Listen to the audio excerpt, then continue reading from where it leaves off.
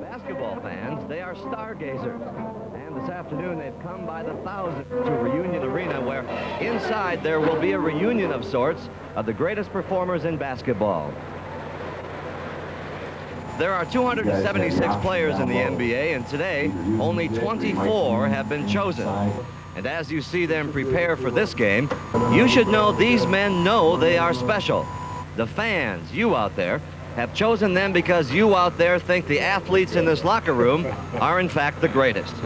For them, this is the game basketball players dream of. It is the NBA All-Star Game. And welcome to the NBA All-Star Preview. And hi again, everybody. I'm Pat O'Brien. You know, this is a game that means nothing in the win or loss column, but there isn't a more fun and entertaining weekend in all of professional basketball. And it all comes to a climax down there on the floor in just a few minutes as these 24 players, well, they play for the bragging rights between the East and the West. Now, consider, if you will, the greatest jazz musicians in the world getting together for a one-hour jam session. They don't need any music because they know all the right notes and then some. And here come the players now from the East. And if these are musicians, their instrument is that basketball. Ladies and gentlemen, please welcome the 1986 Eastern Conference All-Star. And here comes the Western All-Stars. 16,000 fans.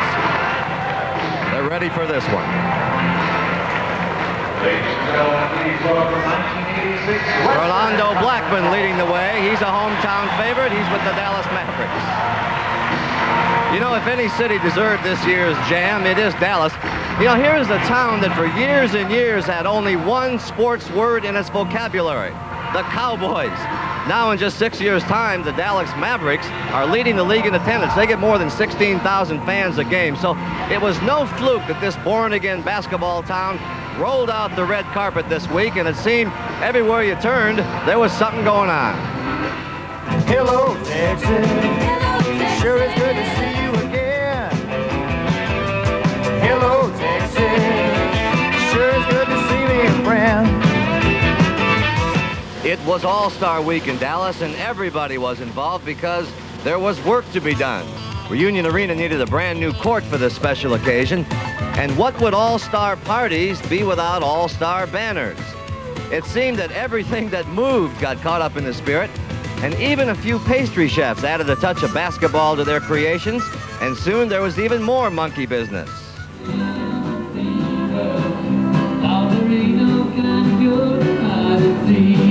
And once the party started, these urban cowboys were enthusiastic participants. It's not every day you get to see Red Auerbach or even Tommy Heinsohn climb aboard a 2,000-pound Longhorn. What a bull! Larry Bird stole the spotlight yesterday afternoon with his long-range bombs, but last night he shared that spotlight with Magic Johnson as their music video had its debut screening.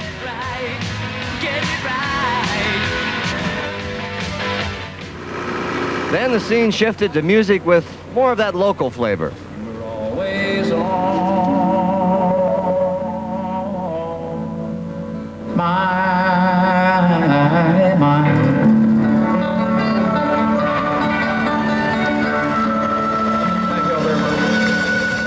Willie Nelson with an NBA jersey on. You know, we're minutes away now from the main event, and at that time, we'll hand things over to Dick Stockton and Tommy Heinsohn, but we're going to put them to work early here so you can hear from two of the perennial favorites of this classic. So let's send you right down now to Dick Stockton. Dick? Thank you very much, Pat, and it's a pleasure to work early to talk to this man. You know, one of the big stories on the hanging in the NBA is what are Julius Erving's plans? And I think, Julius, you can clear them up. Oh, definitely. It's not time for my basketball career to end this year. And after assessing things spiritually, mentally, physically, and emotionally, decided that I'm going to continue to play. Now, you're going to play one more year, or is it an open-end thing, Julius? Well, it's open-end because I can only think in terms of basketball 1 year at a time. And we're more than halfway through this year. I think I'm very optimistic about what's going to happen to us this year, and I'm making plans for next year. All right, I think all the fans are glad you're going to come back for next year, and maybe a third All-Star MVP for you, huh? Hey, thank you. Pleasure to be here. Thank you. Julius Erving and my partners on the other side where the West is warming up with a familiar face. Tommy? Well, thank you very much, Dick. And here's a guy who I always knew had the smile of a politician, but he ends up with the first player being to garner over 1 million votes for this campaign. You've got a knee problem, Magic. You're going to play?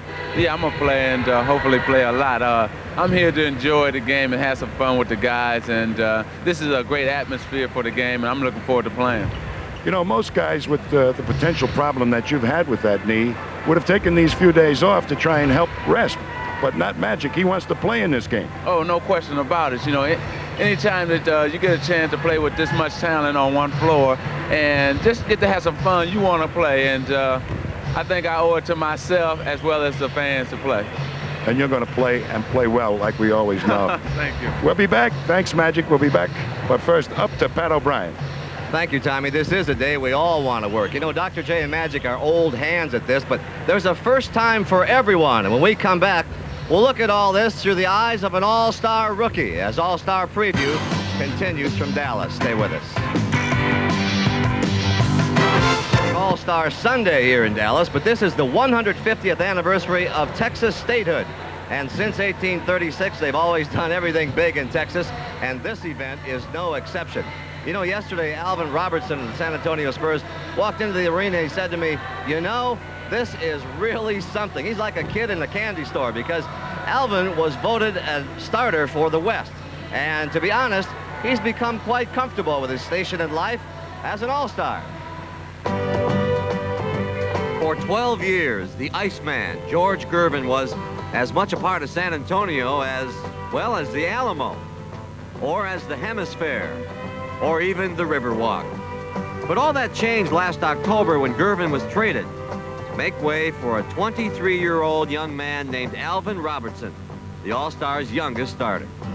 Oh, well, you can't compare me to the Iceman. He's such a great player, and he's been in the league for so long. He's done so many great things. I'm just happy to be able to contribute to the Spurs. He creates a lot of havoc on the floor for the other team. I like to call him a pest. He goes full speed all the time. This was supposed to be a rebuilding year, but Alvin's hounding defense, he leads the league in steals, has, you might say, spurred San Antonio. He does it all for the team. He's just an exciting player to watch.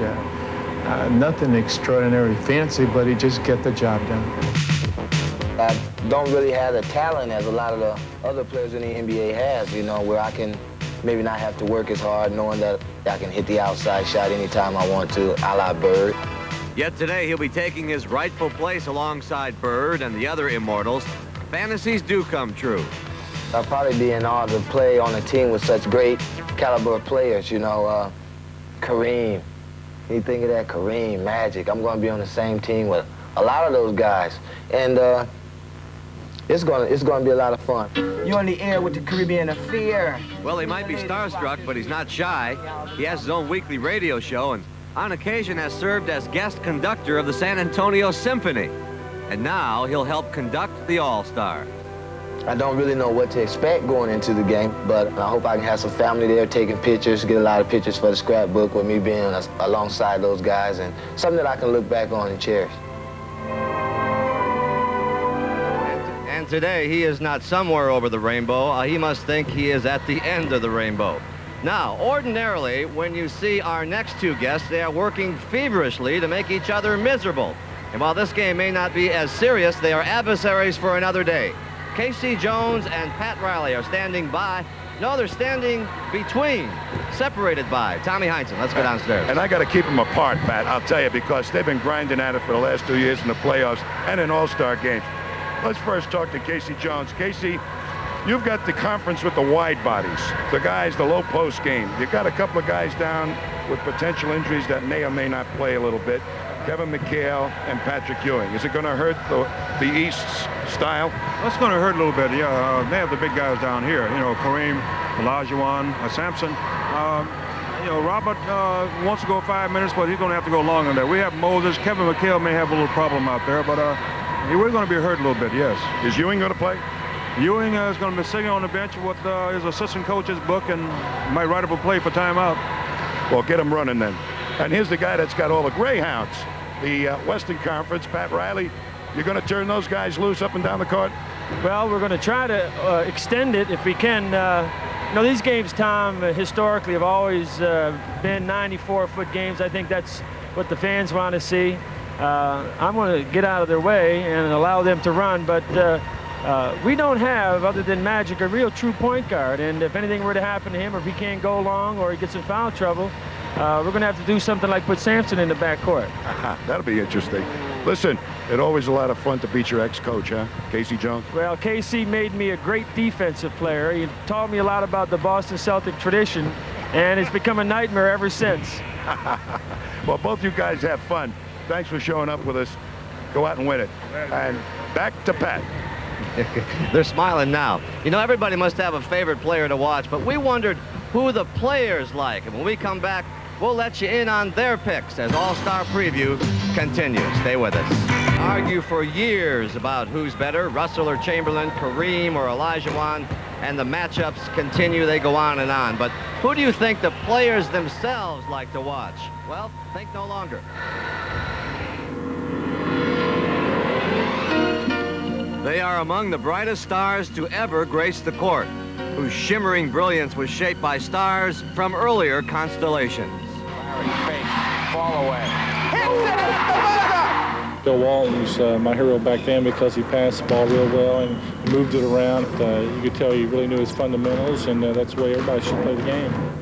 Larry Bird plays the game with a rugged determination the all-time greats cherish. Larry Bird, you take a page out of a book for him. I mean, he plays it by the book. I mean, he doesn't go in there dunk or do any real exciting things. I mean, he excites you just from a pure standpoint. Thank goodness Larry Bird and Magic Johnson came along, because they reintroduced the passing game. But dazzling passing was never enough for Magic, who as a kid idolized Wilt Chamberlain. I used to love being Wilt, running up and down and trying to imitate some of his moves, especially the ugly finger roll he used to put in all the time. Just as Wilt and Bill Russell dominated their time, so Kareem has reigned supreme for 17 years, and he has his heroes as well. I enjoyed watching Elgin Baylor, #1, and then 2 and 3 would be Bill Russell and Wilt equally. Elgin Baylor also inspired a youngster named Julius Erving. Elgin sort of defied gravity with hang time moves and was just an electric player who could make your palms sweat and bring you out of your seat. 15 years ago, the Doc entered the pros as a forward. Now he plays guard. Size has been a big change in the game. You know, Magic Johnson to me is the best. I think their time will probably prove that he will maybe be the best guard of all times. You know, the guy's 6'9", and all respect to Jerry West, who always been on the top of my list, he couldn't guard Magic Johnson. He just couldn't stop Magic Johnson. And when today's great ones aren't guarding one another, well, they're admiring one another. My favorite NBA player is George Gervin.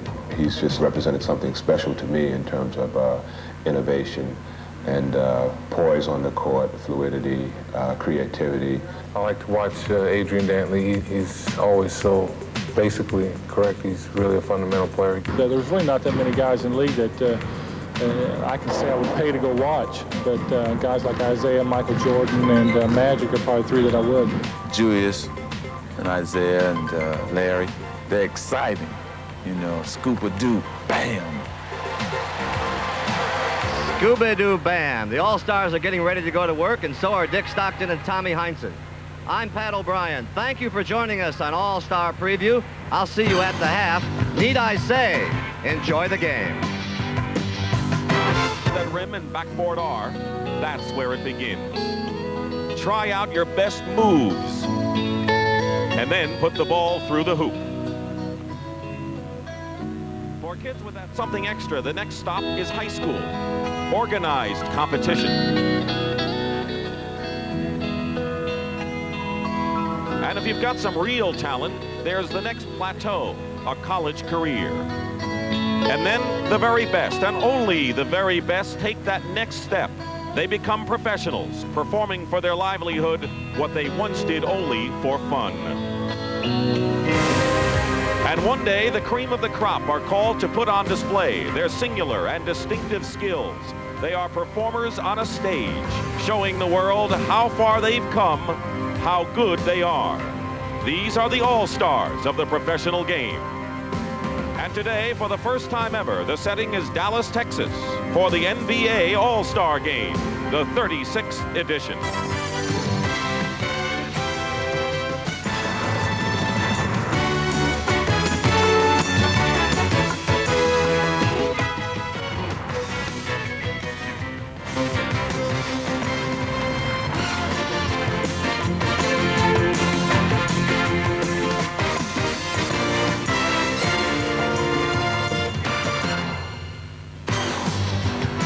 Welcome to Reunion Arena, 17,000 plus for the 36th annual NBA All-Star Game. And hello again, everyone. I'm Dick Stockton. This is the kind of a game that needs no hype whatsoever. It doesn't matter to have a hook to make the game more attractive. Just say the All-Star Game, and that says enough. This game is a spectacle unto itself.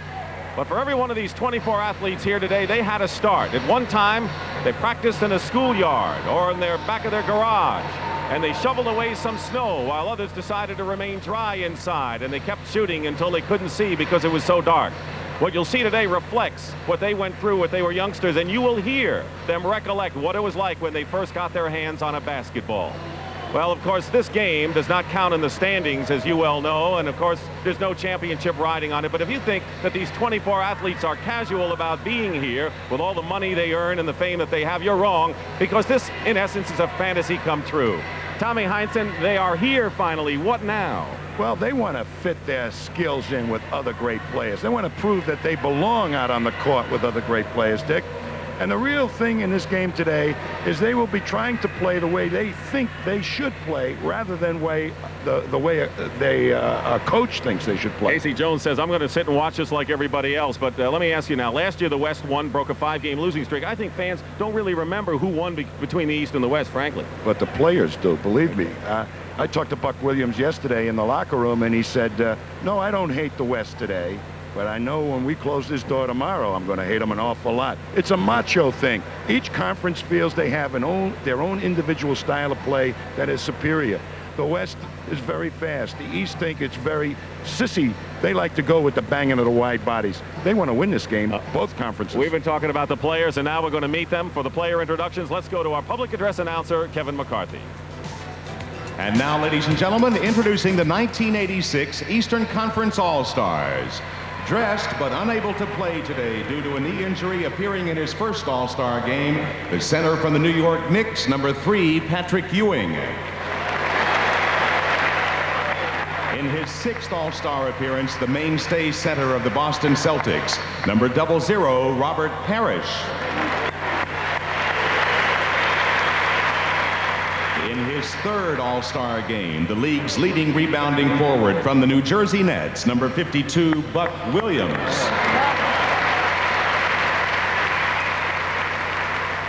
Playing in his first All-Star game, the human highlight film from the Atlanta Hawks, a forward, number 21, Dominique Wilkins.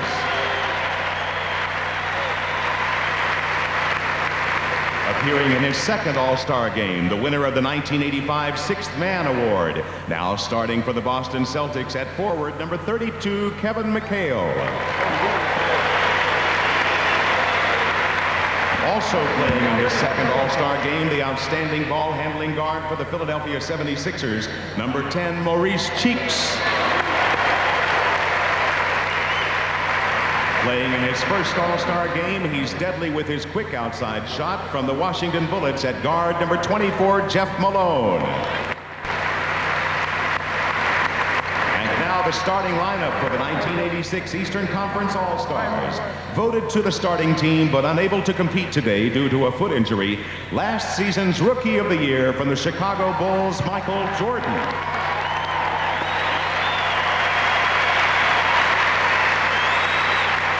Appearing in his 5th All-Star contest, the league's top defensive player the past 2 seasons from the Milwaukee Bucks at guard, number 4, Sidney Moncrief.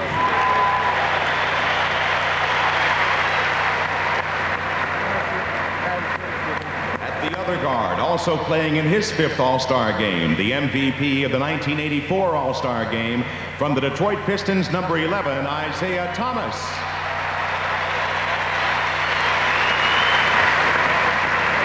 At center, playing in his 8th All-Star game, a 3-time league MVP from the Philadelphia 76ers, number 2, Moses Malone.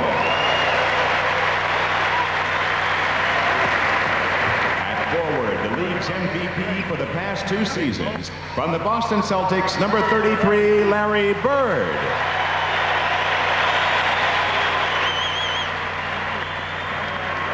Starting his 10th All-Star game at forward, a 2-time All-Star game MVP from the Philadelphia 76ers, number 6, Julius Erving.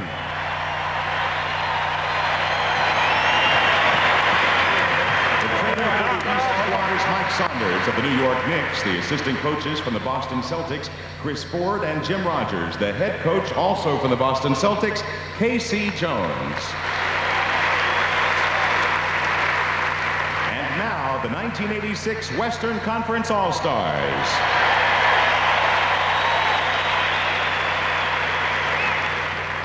Making his 2nd All-Star appearance from the hometown Dallas Mavericks at guard, number 22, Rolando Blackman.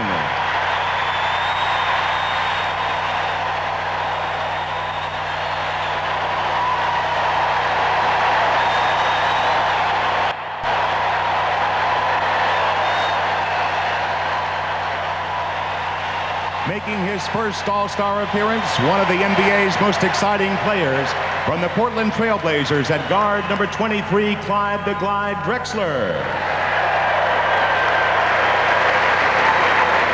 In his 5th All-Star appearance, the first time as a guard from the Los Angeles Clippers, number 8, Marcus Johnson.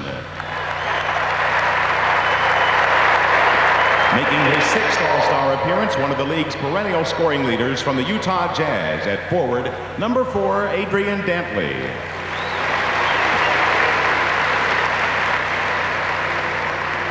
In his 5th All-Star appearance, pure poetry both on and off the court from the Denver Nuggets at forward, number 2, Alex English. Playing in his 6th All-Star contest, he's been called the strongest player in the NBA from the San Antonio Spurs at center, number 53, Artis Gilmore. Making his 2nd appearance as an All-Star, the sensational young center from the Houston Rockets, number 34, Akeem Olajuwon. Now the starting lineup for the 1986 Western Conference All-Stars. Playing in his 1st All-Star game, one of 3 players here from the world champion Los Angeles Lakers, at forward, number 42, James Worthy.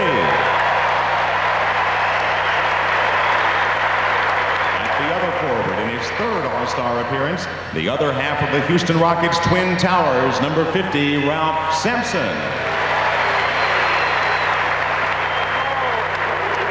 Also playing in his 1st All-Star game, the talented young guard from the San Antonio Spurs, number 21, Alvin Robertson.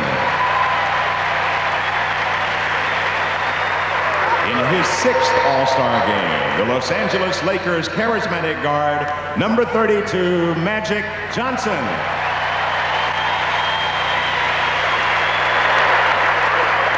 And appearing in his NBA record 15th All-Star game at center, from the Los Angeles Lakers, number 33, Kareem Abdul-Jabbar.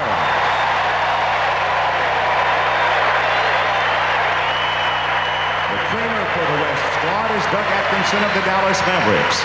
The assistant coaches from the Lakers, Bill Burtka and Randy Pond. The head coach from the Los Angeles Lakers, Pat Riley. The officials for today's game, Jack Madden, Joe Crawford. The alternate is Dick Bavetta.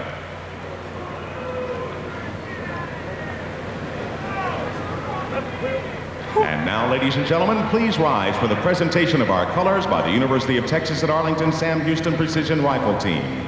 To sing our national anthem from Arlington, Texas, a 5-time Grammy Award winner, his current hit, America is the official song of the Statue of Liberty Ellis Island Restoration Foundation. Please welcome B.J. Thomas.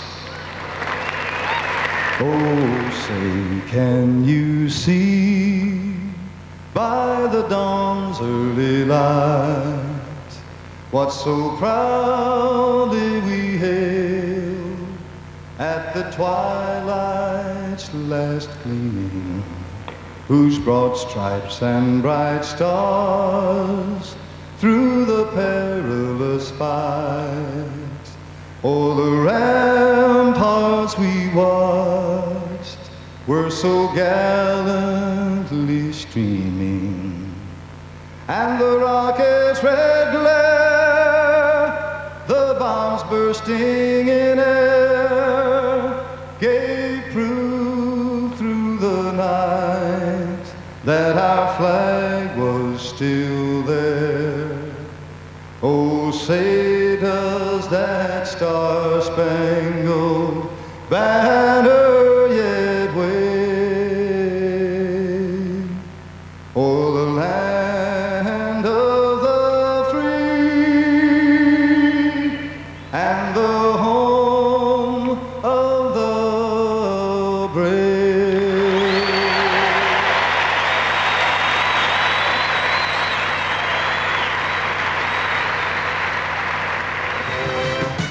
The 36th Annual NBA All-Star Game is sponsored by Miller Beer. Miller made the American way since 1855. Renault Jeep, official vehicles of the NBA. And by Converse. Reach for the stars. Reach for Converse. Arena getting set for the 36th All-Star Game. The East will be in the dark red uniforms, the West in white. Jack Madden will toss the ball up as Moses Malone and Kareem Abdul-Jabbar will jump, and we're underway. And the West has it. Interesting what Pat Riley said about the possibility, Tommy, of Ralph Sampson playing guard. Well, Magic's the only true push-up man for the fast break style. And Sampson looks like he'd be better at the forward spot with that slammer. I'd say. The old alley-oop, which works for Houston, penetrating as Isiah Thomas. He throws it into the hands of one of his best friends, Magic Johnson. Watch this by Ralph Sampson. I mean, a little pick and that great size at 7'4". Nobody stops the slammer on him. Traveling called, so they turn it over back for the East team. Larry Bird, they're going to guard him closely with Worthy. The Doctor. Good feed inside to Sidney Moncrief. But he could not convert, and here comes the West. They broke the 5-game losing streak, winning in Indianapolis, and Robertson from Magic Johnson.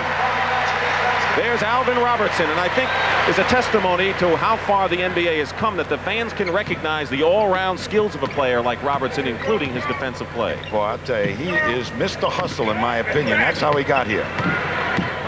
Bird. A little too close in for his liking, isn't it, after yesterday? I'll tell you, there's a whole bunch of guys here were rooting for him to hit those outside shots yesterday, a three-point thing. Loose ball, picked it up. Moncrief. And a good defensive play by Alvin Robertson, preventing the easy layup by Moncrief. Magic says, let's get this organized, guys.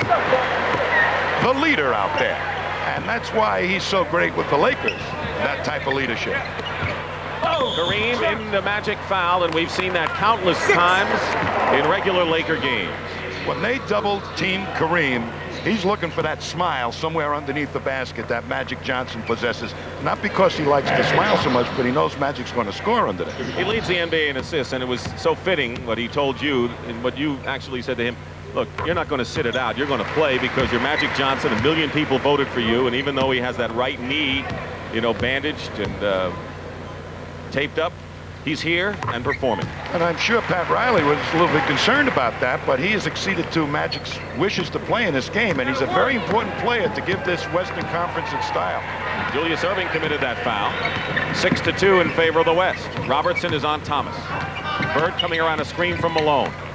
Shooting over Worthy. Perfect 2 for 2 for Larry Bird.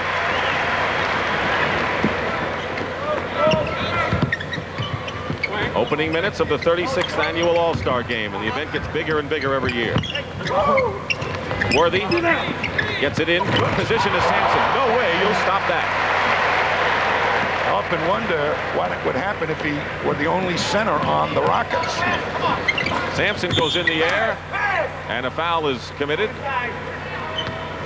So great as Sampson commits the foul that Julius Erving has decided to come back for another year. He is the true ambassador of the sport. I call him the gliding light. I mean, he put fun into Sixer basketball with those stuff getting out on the fast break, Dr. J. Thomas wide open in the corner. On the other end is Moncrief. Moncrief plays his best inside, and he is fouled. You know, this guy, Sidney Moncrief, to me, is the earlier type player of Robertson. Same type of hustle, all-around play. Got here playing defense primarily. As the years have gone by, he's expanded his game to be a real offensive force for the Milwaukee Bucks.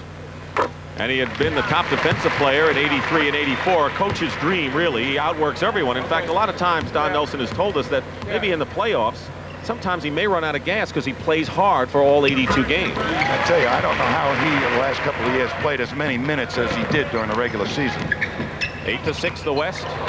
Magic to Worthy. And it looks like the Lakers are taking good advantage of their 3 starters so far. Well, that's an advantage of having 3 players on one team. They really are familiar with each other. So far, Moses Malone has not had a chance to handle the ball.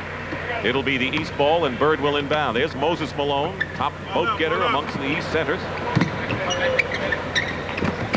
Inside the Doctor. Bird, blocked by Kareem. Those two will go at it next Sunday on CBS, Lakers and Celtics. Worthy swoops in. That's his trademark, James Worthy. Fast break players, Sampson and Worthy quick to the wings. And the West has hit all 5 of their shots. And it looks like the West is in their face, and Casey Jones immediately calls a 20-second timeout. Boy, with all those big guys underneath, even Bird, who normally can find some kind of blue sky any place, has it blocked by Kareem. So we're seeing the West play it at both ends of the floor, and what used to be strictly an offensive show, and with the Alvin Robertson in the game and several others, we are seeing intense defensive play as well. Defense may win this ball game. Right now, the East has to get out there and do some damage on the boards. They're not getting on the offensive board quite as much as they should, and the West is getting that fast break going. Patrick Ewing probably will not play. He has what they call jumper's knee. It's not a serious thing, but he's going to rest it. And the word is that Patrick Ewing likely will not play in this game, and he's sitting on the end of the East bench. Just under 9 minutes to go in the first period. Dr. J missing outside. Robertson the rebound, and here comes the West. Underhand pass. Magic to Worthy. Moses gets a rebound, and they have a foul right here. It'll be against a loose ball foul against the East.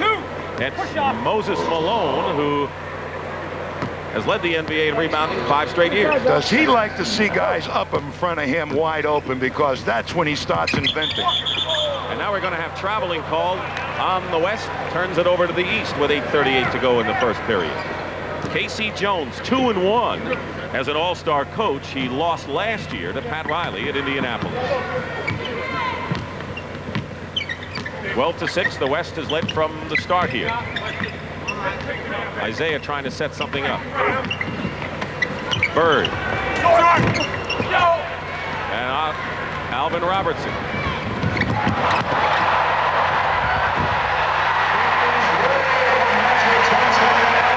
You saw it. Brilliant passing. And it's now 14-6. Thomas going in against Kareem, gets the basket. He has no fear inside against the 7'2" Abdul Jabbar. A smiling assassin, I call him. Tipping it away is Julius. Bird back to the Doctor. And it's to the Doc's credit he was able to get that ball up on the foul, and Donald Carter, the owner of Dallas Mavericks, is up yelling about that call. Watch this. West fast breaks. Really push it, and Magic look-off pass, and Robinson knew that this man, James Worthy, can come from anywhere, catch it, and invent a layup. Foul is on Magic Johnson. And here is the Doctor, Julius Erving, who will turn 36 shortly. He switched from forward to guard, and that's been a big move for the 76ers, although he plays more time at forward. I think as a big guard, it's less wear and tear on his legs at that advanced age, and I think that's one of the reasons why he decided to come back. Lead pass, Thomas picks it off. It was headed for Worthy. 6-point lead. Thomas goes all the way in. And here's Kareem at the other end. And knocks it away with a sensational play. 4 on 3 for the East. And Julius can't hold on, and Michael Jordan wishes so much he were healthy and in uniform, I'm sure. This is the best start I've seen of an all-star game in the 5 years I've been here, without question. Well, the East does not have the size. They may have the wider bodies, but the West is bigger, like this right here. They try another alley-oop. Magic to Sampson. Let's look at Isiah going all the way in. He's the smiling assassin, I call him, because that speed carves you up. He gets right by you, and here, watch Bird just sneak as nicely right by with the good hands and take it away from Kareem. Kareem, sky hook. Julius the rebound. 14-10 the West leads with 7:12 to go in the first period. Dick Stockton and Tom Heinsohn here in Dallas.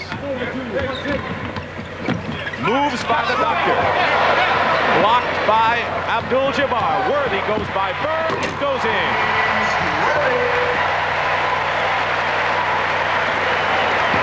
Eight points. 8 of the 16 West points by James Worthy here.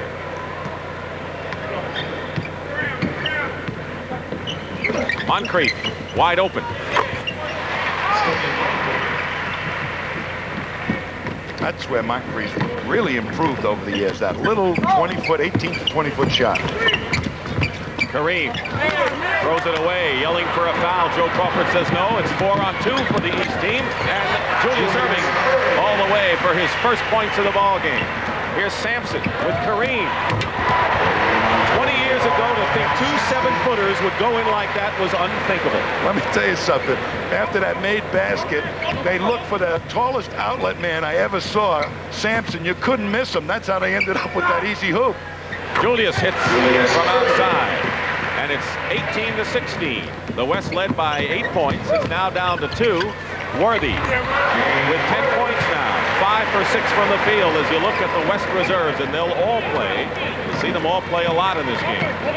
And that's the challenge of the coaches, to make sure that everybody can make a contribution. The cheer is for Rolando Blockton. He's going to be coming in shortly. 9 on the shot clock. Malone. That's where opposing teams want Moses to take the shot. West by 4. Bird to Julius. Filling the lanes are Thomas and Moncrief. But it's the Doctor again. I think Dr. J loves to play in these all-star games. He's won 2 MVP honors.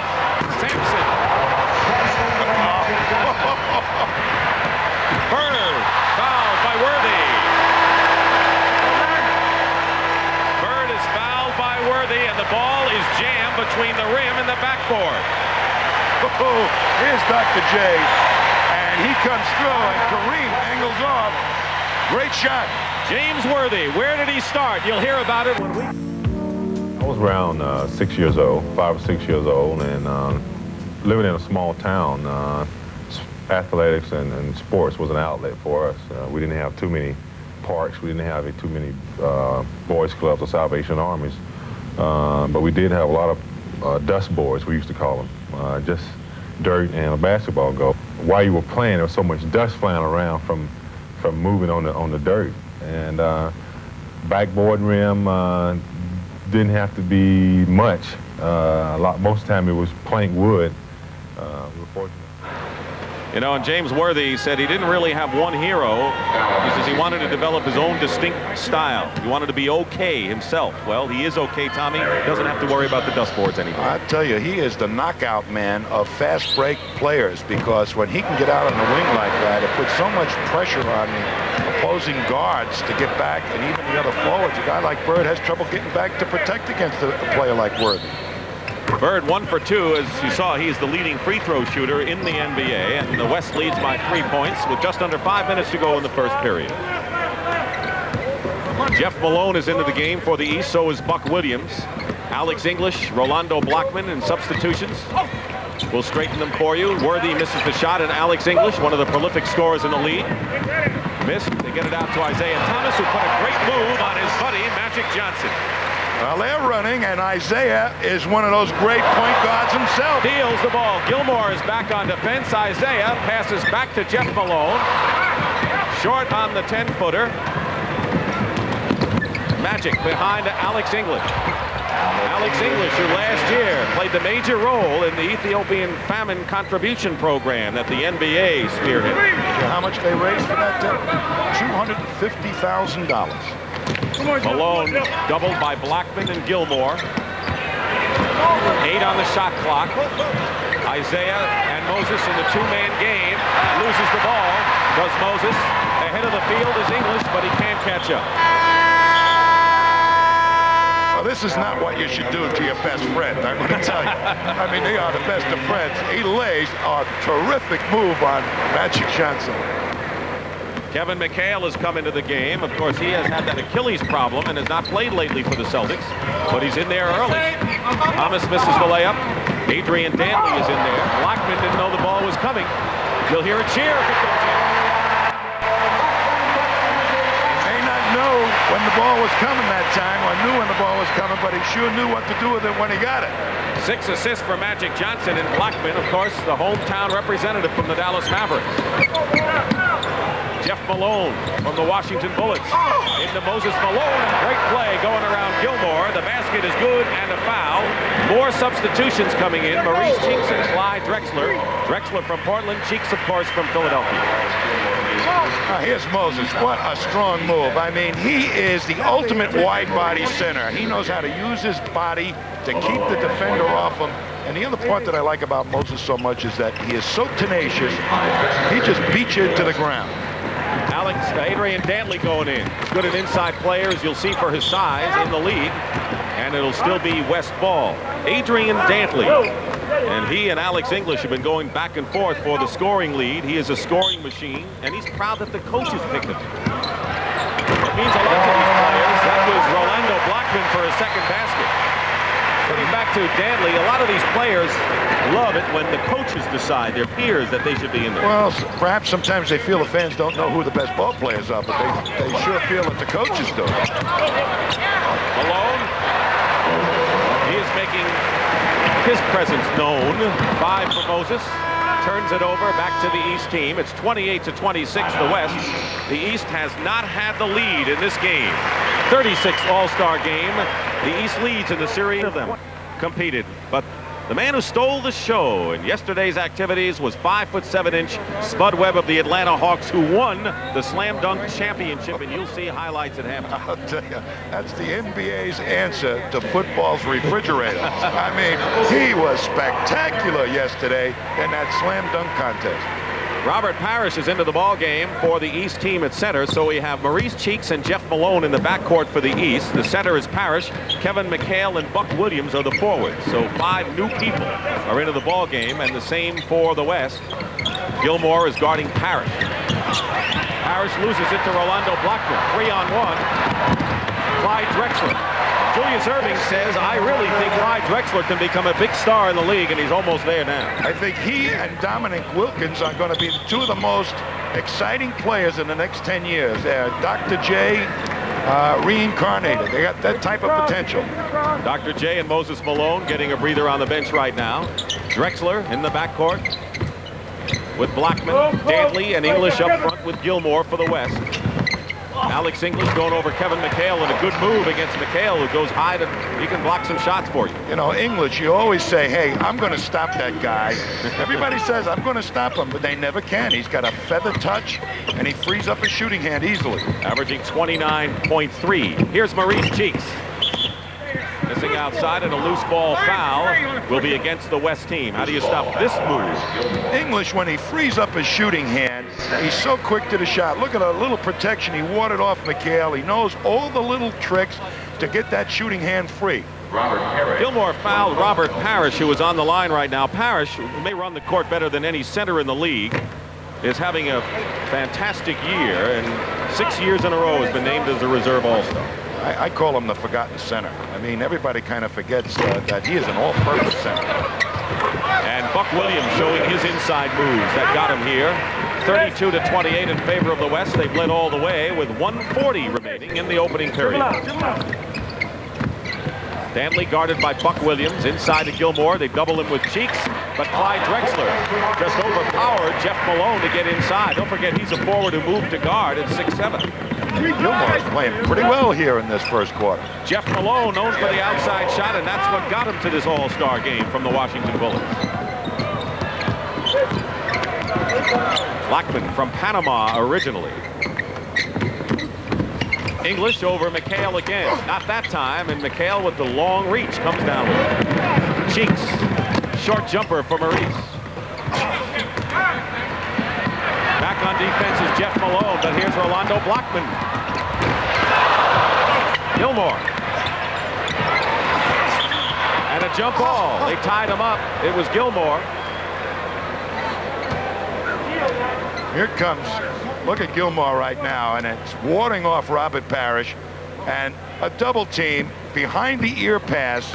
It took him a long time to acquire that skill to beat the double. English going inside again, blocked by McHale, and here's Jeff Malone, a 3-on-1 break for the East. Malone couldn't handle the return pass from Maurice Cheeks, and here comes the West. Drexler. Dantley, forget about it inside. Oh, he missed inside. He wouldn't be averaging 29 if he missed any of those. McHale going in with an easy layup. You know, these players only had about 45 minutes to really go through some workouts yesterday, and sometimes it looks as if they've been working out a lot, but this is the instincts that they have. Parish out to Jeff Malone. Cheeks. Blackman back on defense, and a good move by Maurice Cheeks. That's what you call a finisher. Strong to the hoop, get up over the defense, put it in. Tie score. The East was down by 8, but they tied it up, and the last shot being set up by the West team. Adrian Dantley takes it and hits it with 1 second to go. Malone's shot. And that is the end of the first period of a fast-moving 36th annual All-Star game from Dallas, with the West leading the East 36-34. My neighbors used to get mad at me because when I started getting addicted to it, I'd play at night. I'd go out and I hung up my dad's little work lights that he put under his car. And I would start playing, and my neighbors would come out and they'd flick the lights off and on. And, you know, they'd go, I got to get up tomorrow morning and work. And they'd yell at me. But being in a small town, they didn't make too much of a fuss. I just kept playing. And, you know, the next day they'd see me and just shake their head. But I'd play till my mother made me come in the house. And so I kept everybody in the neighborhood awake with the ball bouncing. And in Hibbing, it's very quiet at night. You can hear a ball bounce a long way. And in Hibbing, Minnesota, they play hockey, and that's what Kevin McHale played. And one day his dad put up a basket, and he says, I didn't even know why he did it. He's sure glad he did. He says he used to take 40-foot shots. He says break windows and all of that. He says it was just a way to bide the time between the hockey games. But now you see what Kevin McHale has become, a former great six-man, now a starter for the Boston Celtics. And there you see the leading scorers as we start the second period. Dominique Wilkins of the Atlanta Hawks in his first All-Star appearance. He won the slam dunk contest last year. He is the heir apparent, Dominique Wilkins, to the mantle of Dr. J, in my opinion. Kevin McHale, who we just saw talk about his early days, misses the shot, and here's Clyde Drexler. 36-34, the West leads, and the East still has not tasted the lead in this All-Star. McHale is guarding Gilmore. Basket good and a foul. You know, it's interesting, as Pat Riley cheers his team on, that McHale no longer has to play backup center on Boston because Bill Walton is there, so he wouldn't have to go against Gilmore in the regular year. No, he wouldn't. But here's Gilmore, who never really did succeed in getting that hook shot down. I think that would have made him a much more devastating offensive player because he's got tremendous strength, but really never could use it to power it to the middle. His 15th year, and people wondered maybe it was over for him, but he helped San Antonio do better than most preseason prognosticators that had the Spurs finishing last. Well, that experience of his is certainly helping the Spurs. 5-point lead for the West into the first minute of the second period. McHale nicely on the low pass saves it. Buck Williams goes in, basket good and a foul. For 4 straight years, he's had 1,000 points and 1,000 rebounds. The only man on the court who could say they've done that. He is, in quotes, a power forward. But here's what happens when you don't play with guys every day. Big guys can't catch it down around the ankles.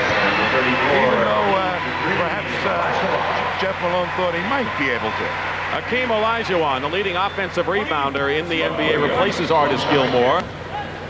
Well, I tell you, Olajuwon faced Kareem last Thursday, and Kareem gave him a lesson. 46 points for Abdul Jabbar, and the Lakers trounced Houston, only the second loss of the year for the Rockets at home.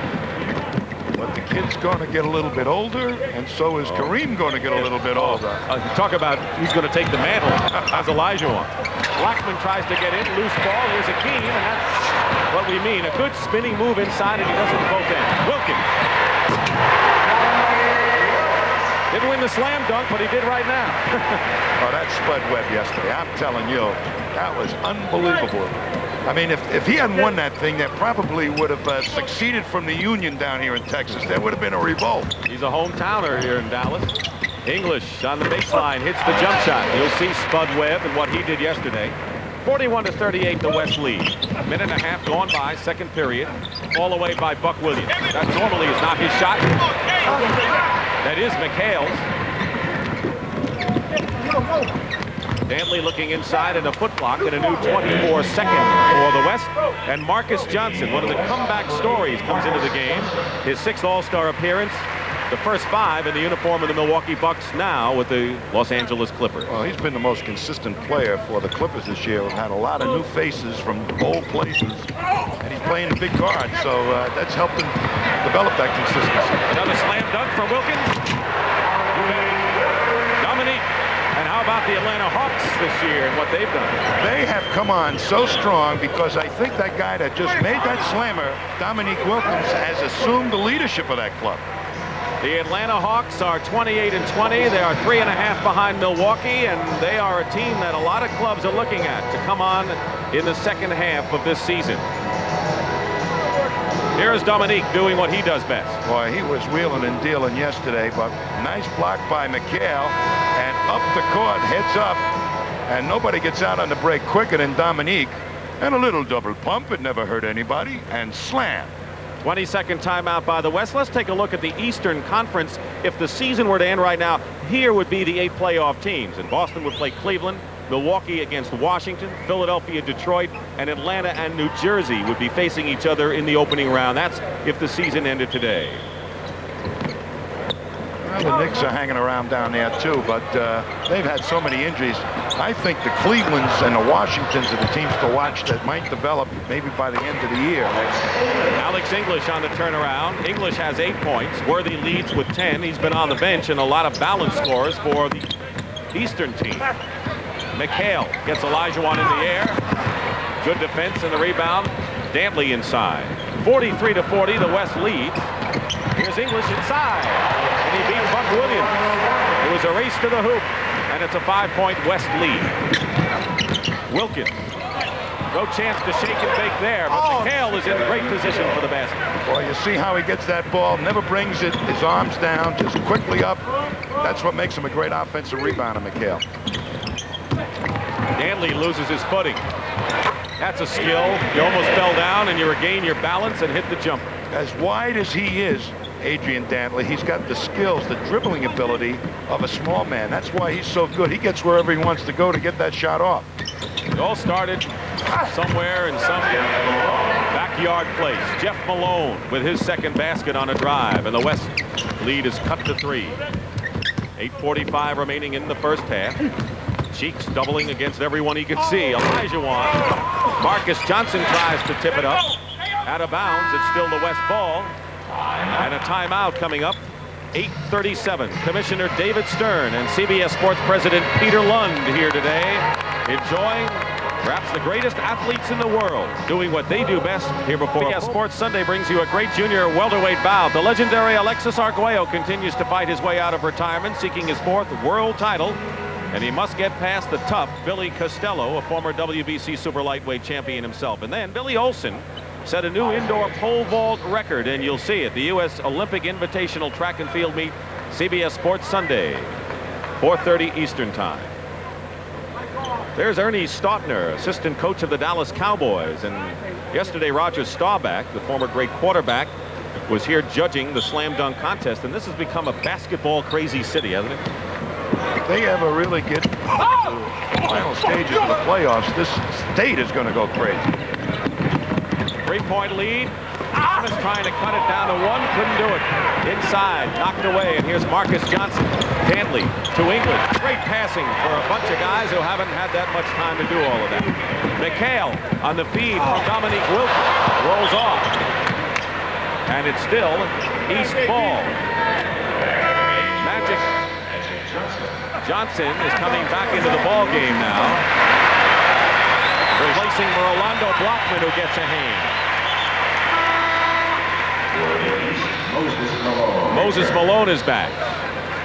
So the East now has Buck Williams, Dominique Wilkins, Moses Malone, Isiah Thomas, and Maurice Cheeks. Olajuwon, Marcus Johnson, Magic Johnson, Dantley, and English for the West, and Kareem is getting set to come back. Dominique. And a loose ball foul. Goes the other way against the East, and Moses Malone with a foul. From there, looks like the Boston Celtic bench is Chris Ford, the assistant coach, and Jimmy Rogers and Larry Bird. Only it's not the Boston Garden with the parquet floor. Kareem comes back in the ball game. 20 of the 23 players have scored. Only Robert Parish has not scored for the East. Olajuwon and Marcus Johnson have not tallied for the West. Kareem, long sky hook. Kareem just set an all-star record for the most field goals in a career, 89 with that basket. With Kareem and Olajuwon in there, they're going to have some rebounding and tough inside scoring if the fast break doesn't work. Kareem couldn't hold on to it, and so the West takes over, leading by 7, and Larry Bird comes back. He scored 5 points early on. The pick and shovel player, Casey Jones calls him, does the dirty work like a coal miner. Brings out the best in everybody. If he doesn't score, he'll do it rebounding and passing. He got a few bucks for taking a few things out yesterday, didn't he? Olajuwon is fouled inside. And the foul is on Larry Bird, his first. He won $10,000, and you think that it was the first money he'd ever earned, and that was, what, more than you earned in your rookie year? Yeah, and when you told him that, he said, well, he didn't deserve it anyway. He wasn't a great ball player, right? Yeah. I have to get even with him for that. You ought to check the record book. You saw James Worthy come back in. Here's Kareem. Malone the rebound. 51-44. The West lead is up to 7. Their biggest lead was 8 points. Wilkins. And Olajuwon gets it out to Magic. 3-on-2. All Lakers. It was Worthy, Kareem, and Magic Johnson. And it was Abdul Jabbar who scored the basket. He feels he's like Ralph Sampson. Out on the wing on a fast break. 3-point attempt missing by Isiah Thomas. And misses. Another rebound. They are starting to get a lot more physical inside with 6.5 to play in the second period. Offensive foul, Magic. Is he going to help his friend up? Look at him, look at him. He pushed him away. Yeah, you're going to see Magic coming up, and Isiah really just makes him force it over to Kareem. Great hustle play by Kareem. I used to get up about 7:30, 7 o'clock in the morning and just go out and play full court, you know. I'd be Philadelphia one way, Detroit the other way. And I'd pick out a play. I'd be Wilt and I'd be Dave. And then shoot, Dave for the jumper. Yeah, it's good. And then I come down. Wilt inside. The finger roll.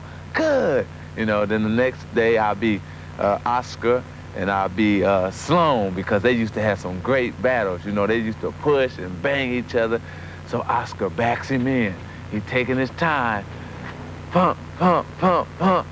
Good. You know, Jay.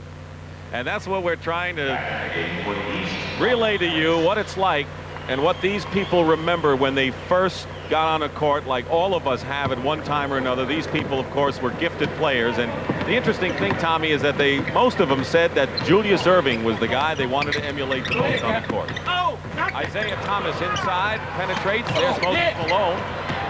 And here come the Laker duo, Magic and Worthy. And the pass gets past Olajuwon. And Magic says, my fault, Akeem. And now he's telling him, now here's what I want you to do. He says, now just keep running, because I'll get it to you. And Akeem well knows that if he keeps running, he'll get it to him.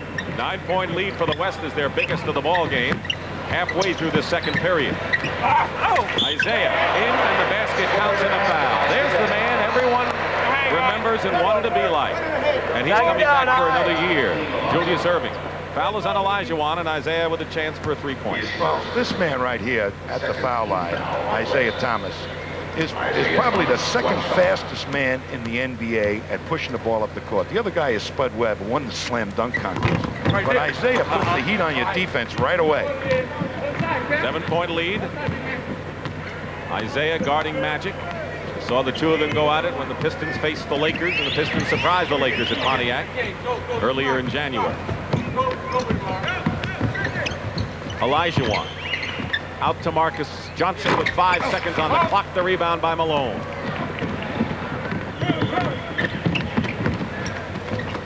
Thomas throws it right into the hands of Kareem.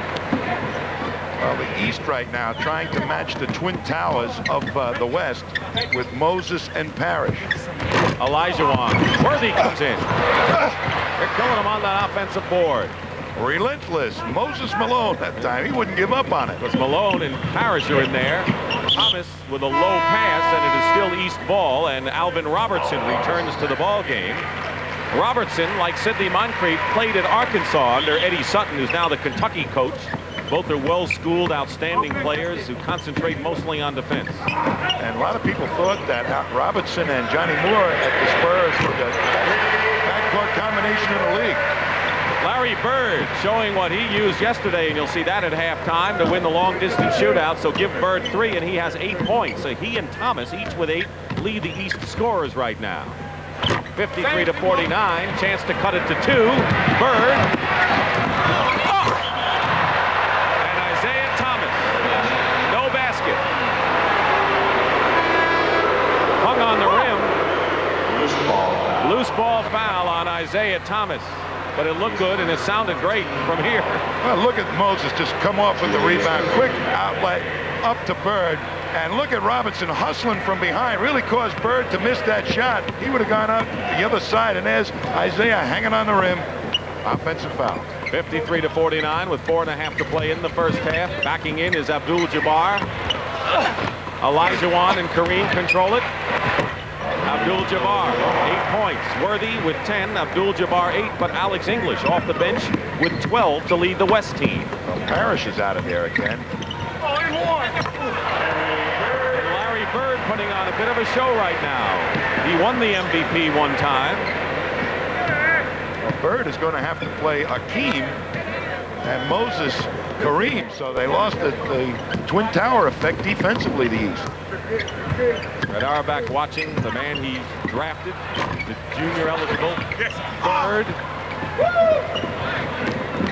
Helped Moncrief get the rebound. 55-51 the West. Bird going for 3 more. He's got it. Remember the game against Philadelphia when he hit 3 in the 3rd period. That was one of the most spectacular periods of play we've seen in a while. Boy, does he love to hit that outside shot, Larry Bird. And now he's getting really paid for it in these contests, huh? 55-54. West led by as much as 9, down to 1, and a foul. Olajuwon is fouled. Watch Bird just make this move strong into the hoop. He's ambidextrous. Actually, a lot of people think he's lefty more than righty because he shoots that left so easily. Foul was on Isiah Thomas, and here is Akeem Olajuwon, who really has supplanted Moses Malone as maybe the top offensive rebounder. And, of course, Moses was his teacher. You know, Akeem and Ewing, Patrick Ewing, I think are going to be the 2 top centers like the Russell Chamberlain duels. I think that's what we're going to be seeing for the next 10 years in the NBA. And Akeem has really got his game together in his 2nd year. 56-54. West. Malone. And a tie ball game. 2nd time we've had a tie. We were last knotted up at 34 apiece. We have about 3 minutes remaining in this first half. I mean, Bird's got to have the guts of a burglar right now guarding Akeem. Kareem on the other side. Not an easy man to guard. He's in double figures. So Worthy and Abdul Jabbar and English all in doubles. And the West regains the lead. The East still has not had the lead. They can get it here if Bird hits. Doesn't happen. Magic look left through to Worthy. Worthy over Bird.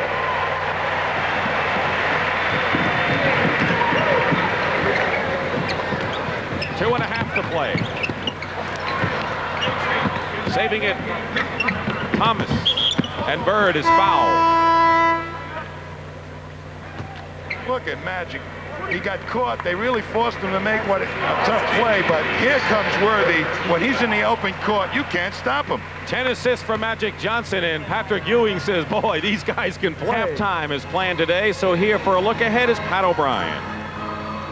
All right, Dick, thank you. Coming up at the half, a look back at one of the most exciting All-Star Saturdays ever. We'll show you how the great names from the past in the Legends Classic, how Spud Webb made some big potatoes in the slam dunk contest, and what makes the 20-year anniversary of Adrian Smith's All-Star MVP Award special. All that, and as usual, much more coming up at the half. Let's go back to Dick. All right, Pat, you think they're working out here today? Take a look at Moses Malone. I'll tell you, he's played an awful lot of minutes here in this first half. But look at those drips coming off. He needs 4 towels, not 1. 7 points and 7 rebounds for Moses Malone. Bird leads the East with 13. English and Worthy each with 12 for the West All-Star. 60-56, the West by 4. In 2 ties, they had it up to 9. Don't forget, East has a big lead of 11 in the series. The West won last year. Moncrief run inside, block, foul, and nobody on the West likes that call. I never saw 5 guys show their displeasure at once as they did on that play. Foul is on Magic, his 3rd. That's good penetration here, and Magic right from behind just took it away, and I don't blame Magic. That wasn't one of the good ones. Where did the smile go, Magic? You know, he can get mad too, right? Sure can. Sidney Moncrief. Coming into the ball game again is Rolando Blockman, who will get the hand from the Dallas fans as Magic Johnson goes out. Johnson has scored 2 points, but has 10 assists in the game. Don't forget, Magic had 22 assists to set an NBA record a couple of years ago in this game. Little strategy point here, Dick. The West now really using twin towers continually, and the East are having difficulty matching up size-wise. Sampson now is taking over for Akeem Olajuwon. Winding down to 2 minutes to go. Clyde Drexler from Portland to Kareem. Bird is doubling on him. Moses Malone tips it over to Bird under 2 minutes to go, and the East can tie it up again. Bird. Yeah, guys, wow. Larry Bird with 15 points, and we have another tie. He really wanted to pass that one, but Kareem faked him. Made him shoot it. Bird ahead of the field to the doctor. And the East leads for the first time in the ball game with 1:33 remaining, 62-60. Robertson loses it, and Isiah. Notice he wanted to be aware where Alvin Robertson was, even though he was ahead of him. He can leap so high, Robertson, that Isiah wanted to keep his body between the ball and him. 64-60 in favor of the East after trailing virtually all the way in this half. The East is laying some defense on these people now. Air ball on the hook by Sampson. Thomas back to Moncrief. Basket good and a foul. Tell you one thing about these fans, I know they don't look like they're cheering, but they really came out of their seats on that play. Let's take a look. There's Moses with the down and out. What a nice pass over the top, right on the money, and Isiah creates this situation for the 3-point play by blocking Drexler off. Here's Bird's penetration. Watch Kareem fake at him, make it look like he's going to intercept the pass. He really forced Bird to take the shot. You know, the doc was there waiting for the ball. Anyway, the East has run off 10 straight points, and so Pat Riley, Bill Burtka, and Randy Funn, the assistant coaches, talk things over with this West team. Don't forget now, when we look at Casey and Pat Riley, conjures up those battles, and we'll have the reunion of the Boston-LA battle next Sunday. The Celtics trounced the Lakers in their previous meeting at Boston Garden, 3:30 Eastern time. The Celtics and the Lakers, and just about everyone feels they'll be meeting in the NBA Championship Series next week at the Forum, Tom. I'll tell you, that's going to be a forerunner of that final round. If no team really suffers any significant injuries down the stretch. I think if a Kareem were to get hurt, they might have a problem, or a Magic. They might have a problem even being 500 without Magic.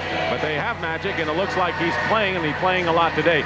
Speaking of these two teams, the Celtics have won 13 in a row, their longest, or the longest streak of the season in the NBA. And, of course, they're going out on the West Coast trip, and Kareem's Lakers just beat Houston in a game in which Pat Riley told us the other day, he says, we were so fired up for this game because the Rocket fans built it up as the game of the year. And he says, for the first time, I told my team it's okay to be uncool. You mean Pat said you could mush your hair, guys? And they were uncool. They sure were. Donald Carter, who's on his feet most of the game. He is the owner of a very successful franchise, the Dallas Mavericks. Randy White of the Cowboys is here. I know Tony Dorsett has season tickets for Mavericks games. 66-60, the East after trailing by as much as 9, leading by 6. 10 in a row they run off, 1:01 to go in the first half, and Moncrief on the line. You know, they've got a pretty fair defensive team out there right now, the East squad. Moncrief, Isiah, Bird, and Dr. J. I mean, they can get up in your face. Drexler being guarded by Bird. Kareem. Abdul Jabbar with 12. English, Worthy, and Abdul Jabbar each with 12. Under a minute to go, and the East by 5. All of a sudden, they turned this game around. And it was Kareem who broke the string. Thomas. Oh. And a loose ball foul right there. Did you see Isiah bounce that ball between his legs? What a temptation for Robinson. That's how good a defensive player Robinson was, not to go for any of those fakes. I mean, they were fantastic fakes. That's what this game is for. A terrific showcase for Isiah Thomas. Casey Jones. Bird has 15 points, 5 steals, 3 assists, and 2 rebounds. He adds a 16th point on that free throw. Casey Jones, we just showed a picture of. You know, he likes to keep it simple. This is kind of game. Stick my players out there and let them play. He said, I'm going to have the best seat in the house, right? Going to watch just like all of us. 69-62, 35 seconds to go. The East in front. Alvin Robertson buries the jumper. 21 on the shot clock, so there's a 9-second differential between the shot clock and the game clock here, winding down in the first half. Julius Erving has the ball taken away by Drexler. Clyde to Clyde, behind to Robertson. But there's Blackman.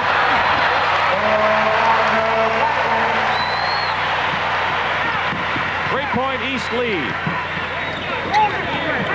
7 seconds. The clock running off, and here's a steal by Drexler with 2 seconds to go. Drexler goes up, the basket does not count. It goes after the buzzer, and there's Elvin Hayes right in the middle saying they should have counted that basket. But at the end of the first half of an exciting all-star game, it's East 69, the West 66, coming up. Pat O'Brien at the half. Live from Dallas, the NBA All-Star Game is sponsored by Ford and your Ford dealer. Have you driven a Ford lately? U.S. Navy, it's not just a job, it's an adventure. And by Hewlett-Packard, the people who turn your business computing problem into a business computing solution.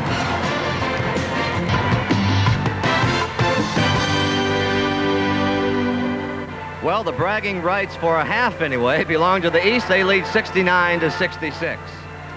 And hi again, everybody. I'm Pat O'Brien. Once again, welcome to At the Half. And our theme, not surprisingly, is All-Star Weekend. And to be honest, I'm sorry that it's almost over because, as you will see, the All-Star Game is just the finale to a series of events that seem to get more popular every year.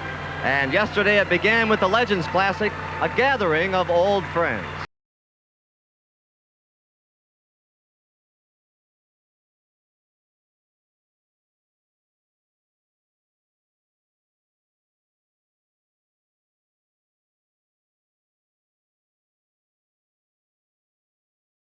Yesterday at the NBA Legends All-Star Classic here in Dallas, and the fans relived some vintage moments by some of the greatest players in NBA history. And while the stars' minds may have said go during the game, their bodies sometime had a very different idea. It is hard for the rest of us to actually realize what memories were shaken loose out there. Good morning, yesterday. You wake up and time has slipped away, and suddenly it's hard to find the memories you left behind. Remember remember. The West beat the East 53-44, but for the Legends, Saturday was one more well-deserved chance to bask in the limelight and to see best old friends. There's no doubt about it. These are the best old friends I have in the world. The times of your life.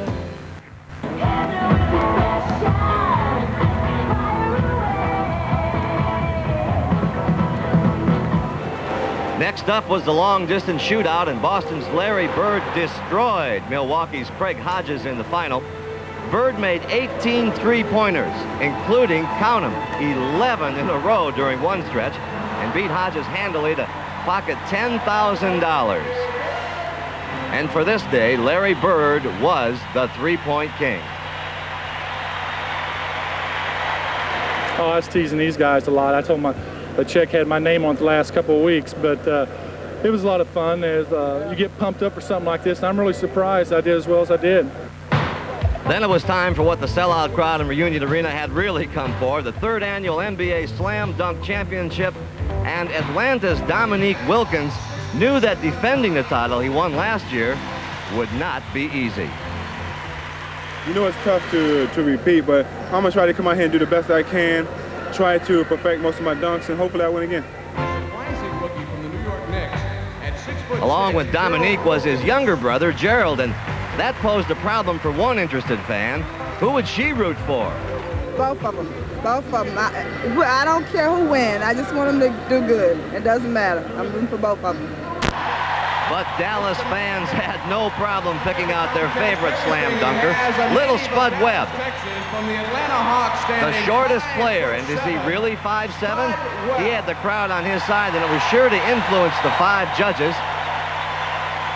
They were Sat Sanders, Roger Staubach, Cassie Russell, Martina Navratilova, and Dave Cowens. And little Spud wasted no time in impressing.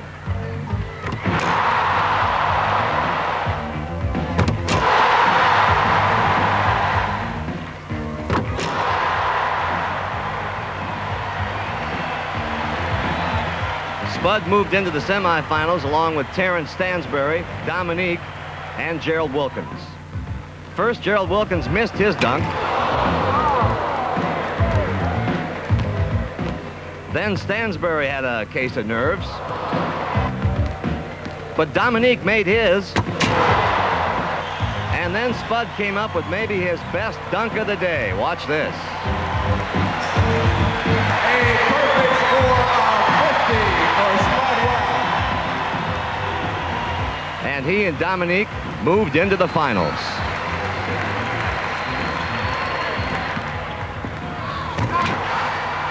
Then Spud, with two perfect scores of 50, won the competition. The little man up against the giant.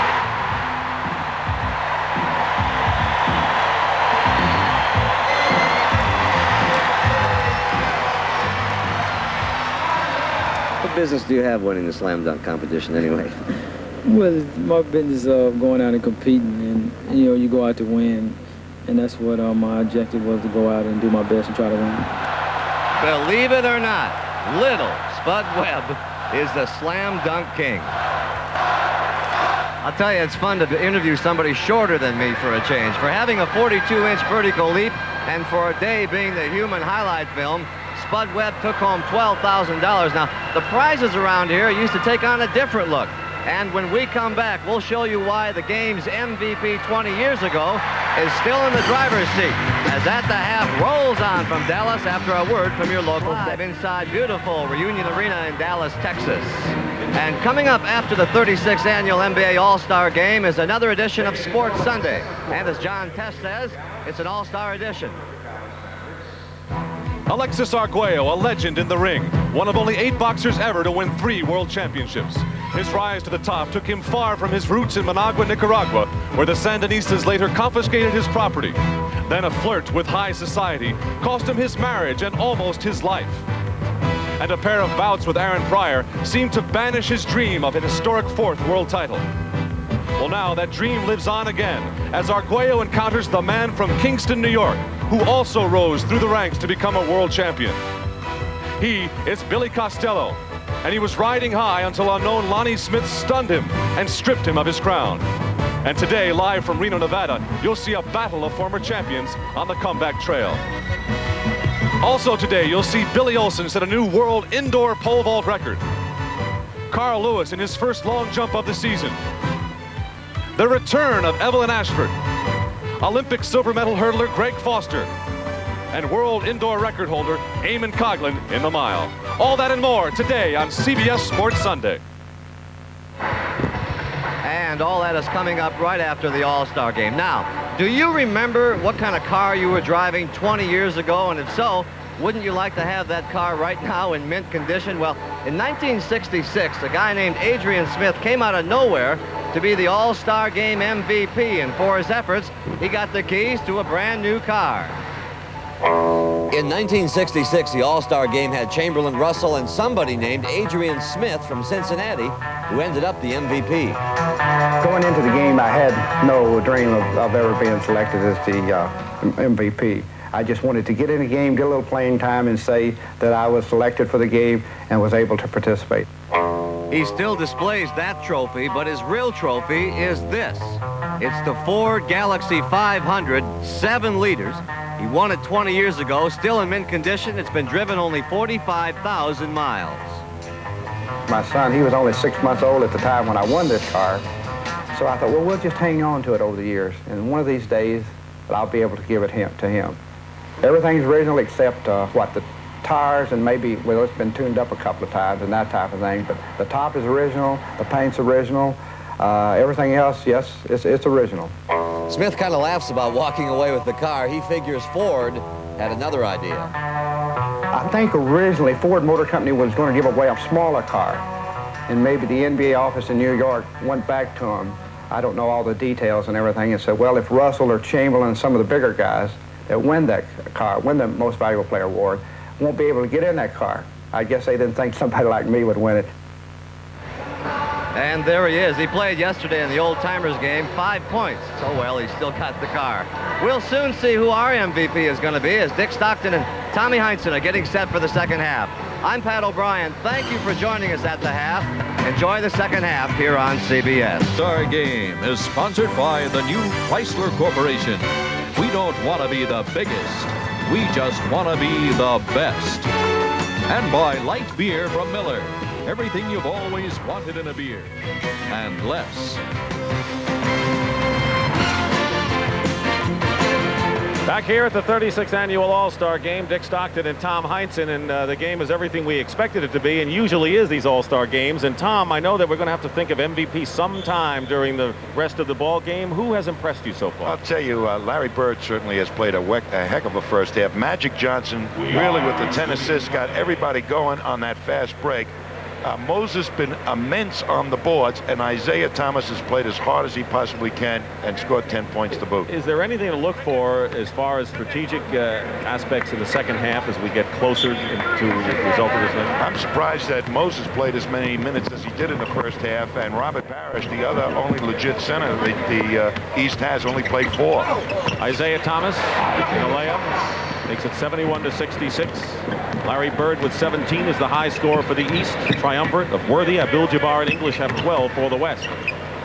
West led just about all the way in the first half, led by 9 at one time, and then the East took over. Scored 10 in a row at one point. A lot of fast break points. It shows you how this game has gone end to end. Alvin Robertson. Moncrief can't save it. Stepped out. And it's still West ball. Malone has 8 rebounds, but 17 minutes, a lot of time. Well, with Ewing not playing in the ball game whatsoever because of that knee injury, that puts a lot of heat on Moses and Robert Parish to play. So maybe Casey Jones is keeping Parish more for the second half. There are the fast break points, which show you the kind of tempo we had in the first half of this game. Moses and Kareem slapping at each other. And hitting the jumper is James Worthy, who has 14 points and now takes over the scoring lead for the West. Worthy now with 14 broke that tie. If he ever hits that outside shot from downtown like that, you're never going to be able to stop James Worthy. It's getting that way already, isn't it, around the league? Yep. Thomas looking inside of Malone. Good position for Moses, and he is fouled. Abdul Jabbar on the personal foul. Magic Johnson and Artis Gilmore have 3 fouls for the West. No one with 3 on the East team. Thomas, backcourt. Moncrief, the same 5 that started the game. Larry Bird, fall away baseline. Sampson, the rebound. He has the ability to run the court, dribble. Alvin Robertson has the shot blocked by Moncrief. And James Worthy shows his inside play, and now it's 60. Boy, that's Sampson. When he came down with that rebound and pushed it right up the court, what a skill for a 7'4" man. Defending against Julius Erving with a big height advantage. And here's Alvin Robertson, 4-on-2 now for the West. Worthy. It helps to have a teammate on your side, and the West regains the lead, 72-71. Malone fights inside and gets 2 more. Isiah penetrates. People drop to penetration. He'll hit the open man, as well as Magic, really. The West was down by 5. They scored 6 in a row. Then the East has the basket for the 1-point lead, and Magic from Kareem. And it's 74-73. Back and forth. That was Magic's first basket of the ball game. He had 10 assists at the half. Out of bounds, it's still the East ball. And we'll take a timeout with 9 minutes and 40 seconds remaining.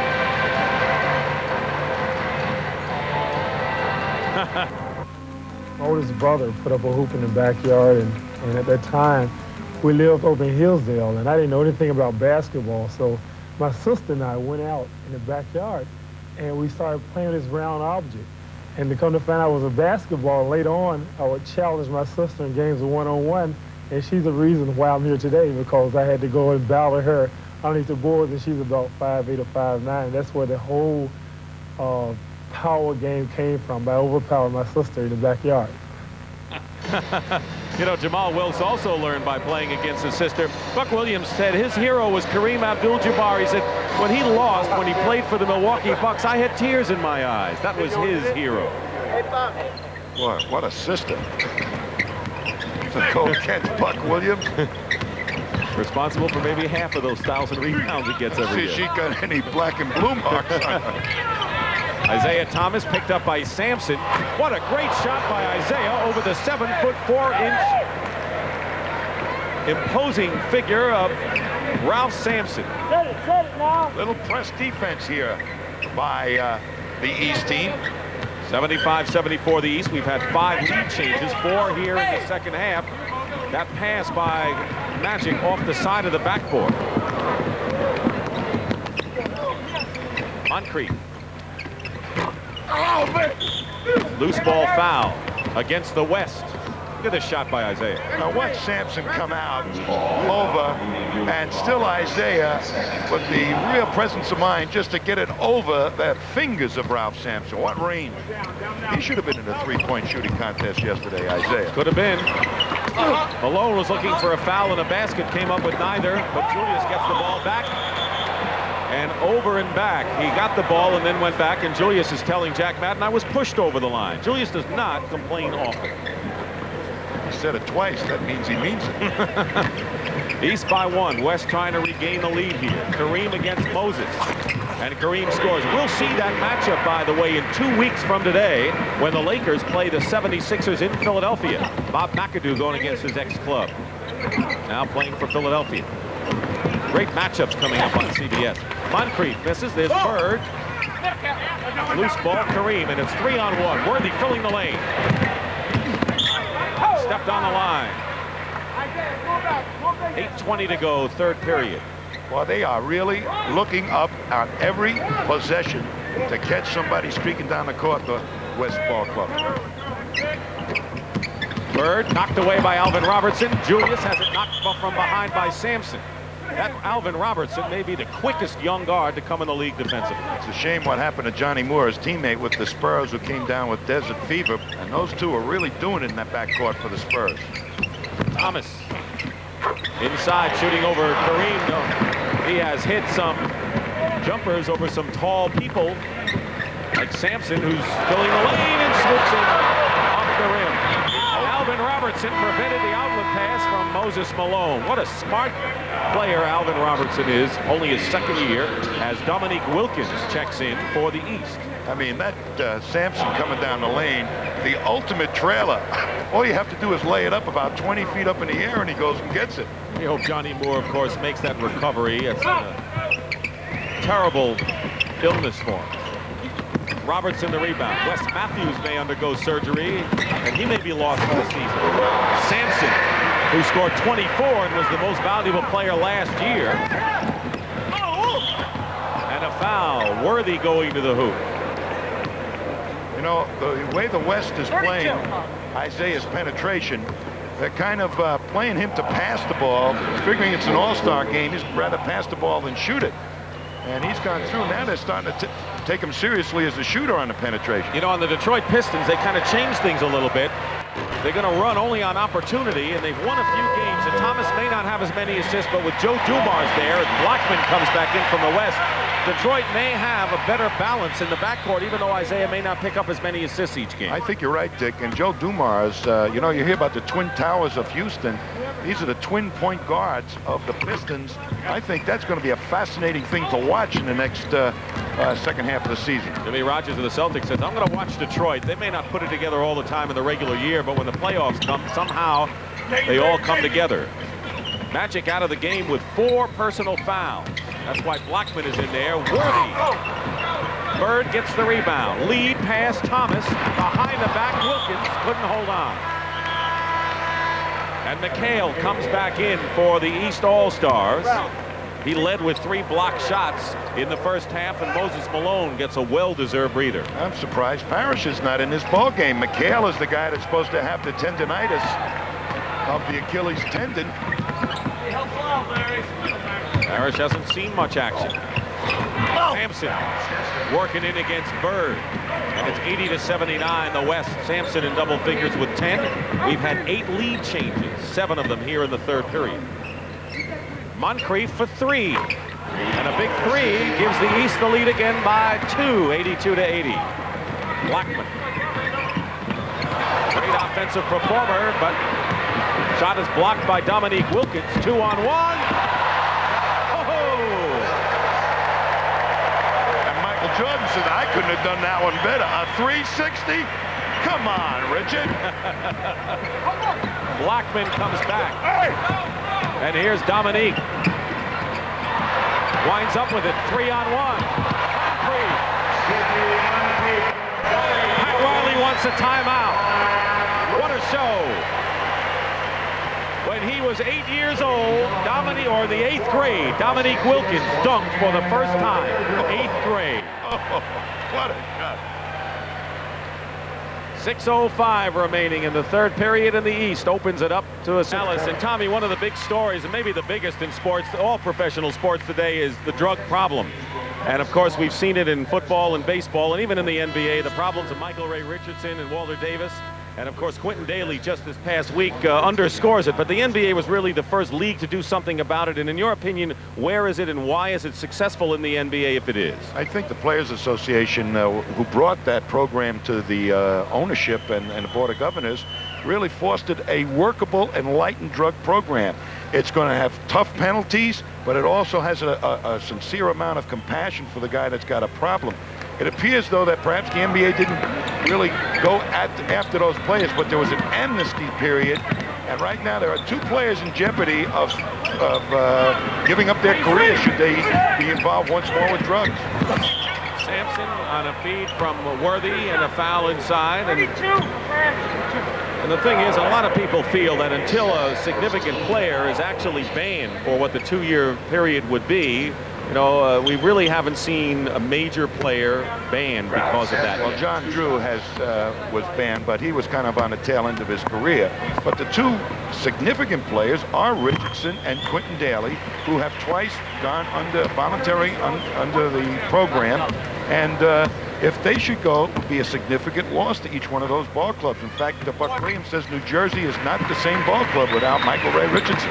Well, the fear may be the most important thing, and the fear of losing your career could be the ultimate. And yet they give them enough chances to try and clean themselves up. That's what I like about the program. 86-82, the East leads, 5:39 to go. Bird has a shot blocked by Worthy. Blackman, Worthy controlling. Worthy has 18 points, and Orlando Blackman is short with that. There's Alvin Robertson in the lane. 3 men on him. Kareem, what's he doing out there? Passing off. Gets the pass back from Alvin Robertson. Worthy with 18, Kareem with 16 are the high scorers for the West. Isiah Thomas with 18 points is the leading scorer for the East. He's out of the game right now. Sidney Moncrief, who misses that shot, and Maurice Cheeks are in the backcourt. Stolen by Cheeks, 3-on-1. What a great play by Mo Cheeks. And Dominique Wilkins. And look at the bench in the East, all smiles after that great play. That's 2-3-60. That's the record for All-Star game. 720. 4:38 to go, 88-84, the East. Rolando Blackman brings the West to within 2, and we're going to see Jeff Malone and Buck Williams come back in the ball game shortly for Casey Jones' East squad. Turnaround, McHale.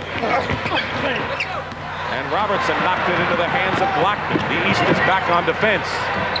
Alvin Robertson. Inside, Sampson against Bird. And they're going to call the foul right there. But Maurice Cheeks made the defensive play of the game, or one of them anyway. Watch him sit on dribble his hand, Robertson. He knew that he would have to try and cross over, and he picked it right out of his hands. Now watch this. The second 360 of the ball game. That is a record. It's called in your face and in your ear. Foul was on Larry Bird, and inbounding is Alex English. So English is at forward now, along with Sampson. Kareem is there with Drexler and Blackman in the backcourt. Big guard tandem for the West All-Stars. 4 minutes remaining in the third period. Cheeks in traffic. That's what the Sixers are getting more from him than ever before, some more offense. With Tony down, he has provided additional scoring and leadership for the Sixers. Best year for Maurice. English put up a shot blocked by McHale. Gets it to Sampson. He's the loudest dunker I've ever seen. Boy, everything shakes. Sampson with 14, Tommy. When that ball goes through at Sampson, everything shakes. Wilkins. Blackman the rebound, and he's fouled. And it's on Dominique Wilkins. And Artis Gilmore is going to come in the game, giving Kareem a blow. Kareem goes out with 16 points, and Artis is back. One of the things about the East team, though, is that Kevin McHale has been forced to play backup center because Robert Parish has not been in at all in the second half, and he played just 4 minutes in the first. If I was able to go talk to Casey Jones right now, I'd be asking him why, because I thought Parish was ready to play this game. McHale pushes English inside. Well, he thought he was, but everyone thought that Magic and McHale wouldn't be playing. They've been playing, and Parish is not. Of course, Ewing couldn't play because of the knee. McHale hasn't played almost for 3 weeks, so maybe they're trying to get him into shape in this game. Gilmore, good move by the A-Train, as they call him. Third in field goal percentage in the NBA, 90-90. With 3:04 to go, and McHale lost it out of bounds. Boy, and Artis just leaned on him down there. We're getting to that magic time, Thomas, the final 12 minutes, when all of a sudden they forget it's an all-star game. Blackman working against Cheeks. Cheeks ties him up. Great play by Maurice Cheeks. Look at that, 7'4" and 6'1" right there, Sampson and Cheeks. And Cheeks saying, I wish I was Spud Webb right now. 2:49 remaining in the third period. What more could you ask? Alex English hit the... What we did was we take an old worn-out garbage can, had the bottom out there, had rotted out, and we nail it to a square piece of plywood, put it on a pole, and then we play basketball.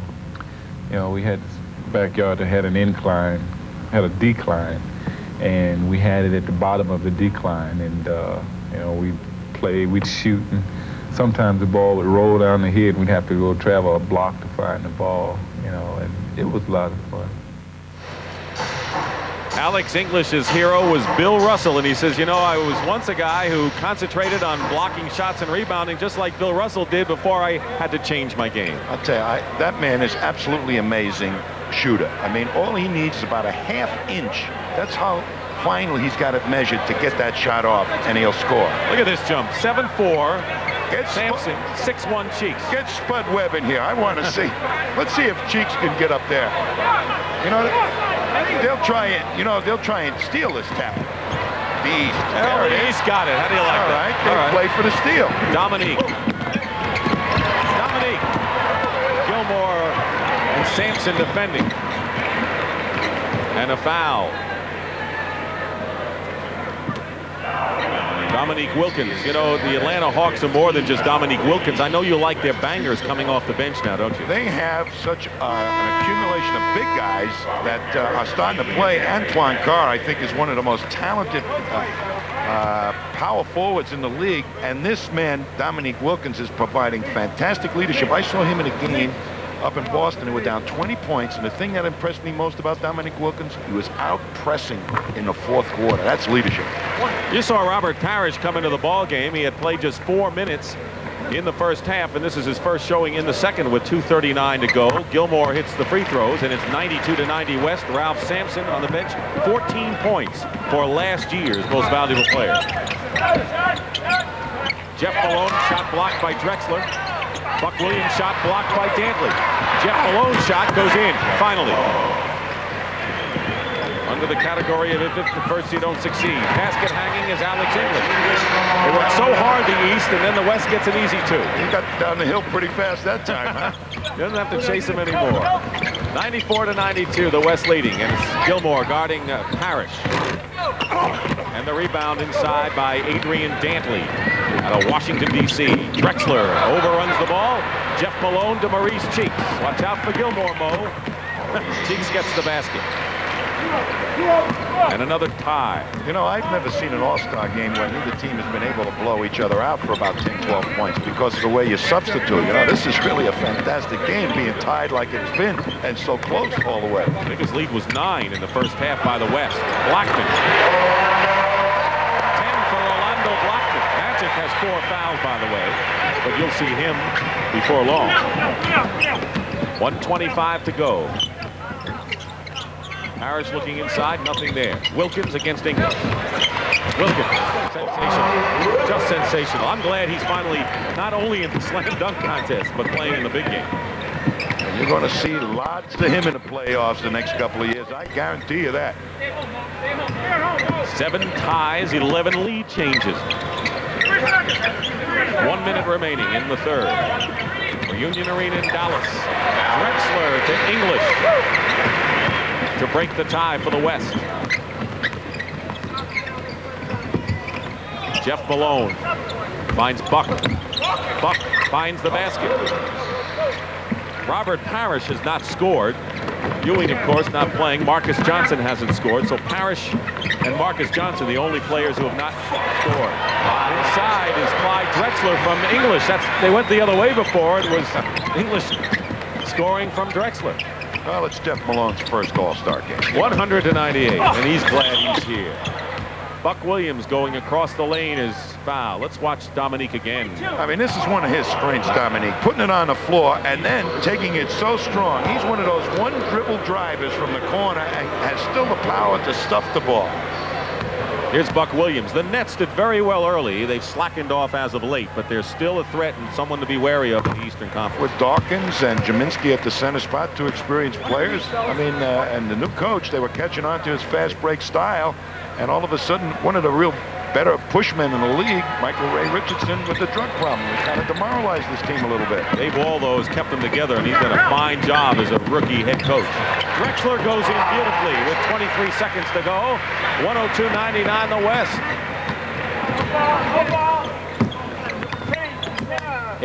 17 seconds to play out the clock in this third period. Drexler with the long arms and the reach over Malone. Parish. Cheeks, 7 seconds. Gilmore picks up Cheeks. Drives the baseline. And with 1 second to go, we have a foul. And the East will go to the line to shoot with 1 second to try to bring them to within 1 point. And Kareem checks the clock. He was checking Dominique, too. I'll tell you, that was some rebound by Dominique. He surrounded it. So Wilkins, younger brother Gerald, is in the slam dunk contest. The New York Knicks, as you saw at halftime. That's what Dominique has done so far. We got a 1+1. Dominique Wilkins. 1 second to go. You know, his coach, Mike Fratello, really had to make a change in the style of the Hawks to bring out the best in Dominique. Fast break basketball they're trying to play down there in Atlanta, and it's working. Sure is. 1 second to go. It's 102 to 100. And there's the shot. And it misses, but the All-Star game continues. That's the end of the third period with the score. West 102, the East 100. Will return after this word from your... Star Game is sponsored by Light Beer from Miller. Everything you've always wanted in a beer, and less. The new Chrysler Corporation. We don't want to be the biggest. We just want to be the best. And by DuPont, better things for better living.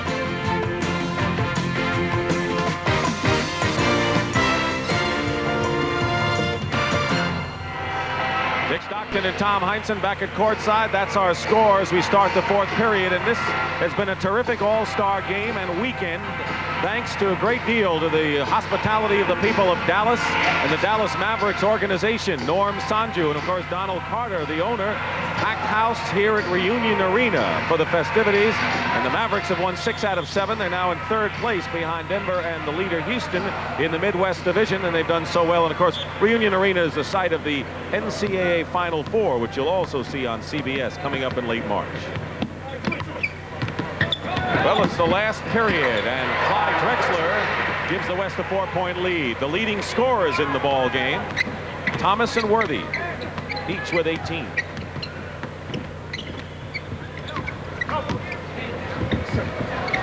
Buck Williams.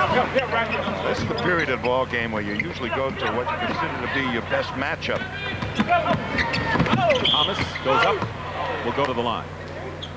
And the East right now is Buck Williams being guarded by the smaller Adrian Dantley, so that might be a place where they might go. And Moses is being guarded by Gilmore, and that's kind of an even-up situation. You know, Isiah Thomas has a nickname, Zeke, everyone calls him, and we asked them, you know, how he got the nickname. Well, it was at the Pan American Games in 1982. Kevin McHale, I think it was 78, Kevin McHale started calling him Zeke because he was too lazy to call him Isiah, and the nickname stuck, and now everyone calls Isiah Thomas Zeke. The late Isiah has become Zeke. 104 to 102, the West leads.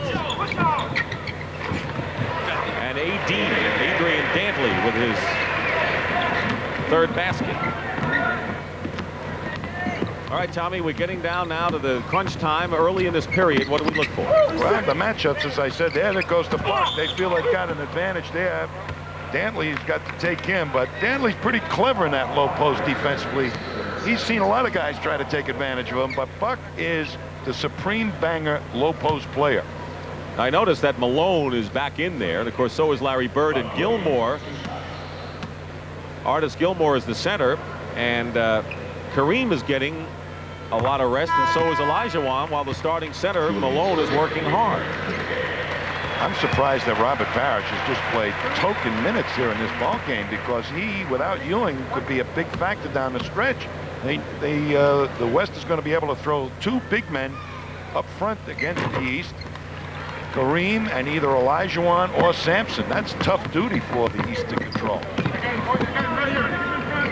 2-point lead for the West. Gilmore.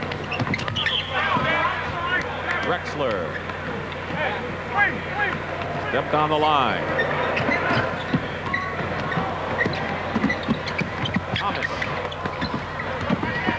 And Marcus Johnson in there. So Pat Riley trying to hope his backup group can hold things together before he brings in his starters. Isiah Thomas gets the layup, and the East comes back to tie it up at 106. So at some point, Pat Riley is going to say, Worthy, you're back. Magic, you're back. Kareem, you're back. Not yet, though. Inside, Dantley, and a foul. Boy, what a move that time by Dantley. Put it on the floor as effectively as that and make the spin move for as big a guy as he is, as wide a guy. Watch that spin move, see the defense, tuck it away, and still take it strong like that. That's why he's a great scorer. He knows he can shoot from the outside. If you come out and get him, he goes around you.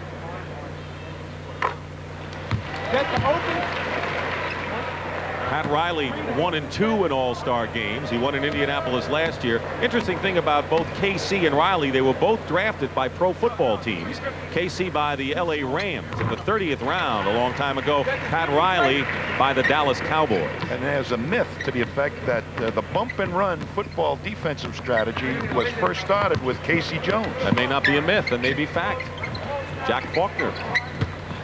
Inside, Malone fights his way in, and Julius Erving rolls off. Rebound by Drexler. More than 2 minutes gone by as you look at some of the Lakers watching the game all sitting together. And now Akeem Olajuwon comes into the ball game for Riley from the Houston Rockets, replacing Alex English. So we'll have Gilmore and Olajuwon in the game at the same time. And right now, the West has a center being guarded by a power forward. Malone, though, is on Gilmore. Basket will count, and a foul as well. And it's 110 to 106 in favor of the West. And we're going to take a timeout. Just under 10 minutes. Every day, around 4 o'clock after school, we would go and play 1-on-1, 2-on-2, 3-on-3. I was so bad that I decided to work out on my own. And when everybody would leave from playing, around 6 o'clock, when it was just starting to get dark, I would go work out on my own, work on my left hand, work on my right hand, worked on my jump shot, and I would work extremely hard. Months passed by, years, and people started to see improvement. People started to choose Sidney Moncrief for their basketball team, and that gave me... Yeah, they sure do choose Sidney Moncrief for their basketball team. His first love was football, and he said he was really clumsy when he started to play that game. Hard to believe, Tommy. He is such a fine competitor. That's what came through in that interview. I mean, he had it even at that young age, because you got to have that type of desire in order to play the type of game he plays. All out, in your face defense, and take it to your offense. Well, we started the day showing you some kids late in the afternoon shooting against some backboard somewhere. They all started that way, and you got a glimpse of what it was like for some of these all-stars the first time they handled the basketball and what it was like in the beginning. 10 points for Artis Gilmore, 111 to 106 the West lead, with 9:50 to go in this fourth period. The East had won 5 in a row before the West won last year to break the string. The West leading now by 5. Marcus Johnson goes up and he scores. So everyone on the West team has now scored in the game. Johnson was the last. Thomas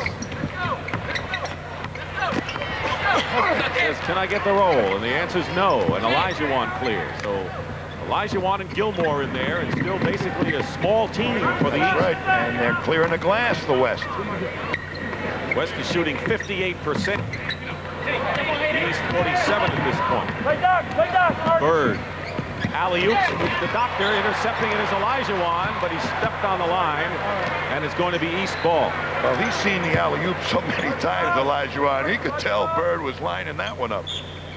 22 points for Thomas. He is the game's high scorer. Worthy with 18 leads the West. Larry Bird with 17. And a loose ball foul against the West Stars, and the East the beneficiary. It's on Artis Gilmore, and that's 4 on Gilmore. Magic Johnson and Artis Gilmore each with 4 fouls. Normally, you like to go to your inside game a little bit at this stage. Like that. Malone's foul. Artis said, well, he may have backed me under, but I didn't hit him. Foul is on Marcus Johnson. And he didn't. That's right, he didn't. So Malone will go to the line. Malone and Matty Gucas had words recently in a game. And Matty says that's all history now. Moses says, well, I'm not so sure, but it looks like Moses has played tremendous basketball, and the Philadelphia 76ers, according to the Celtic people, are genuine contenders when they play.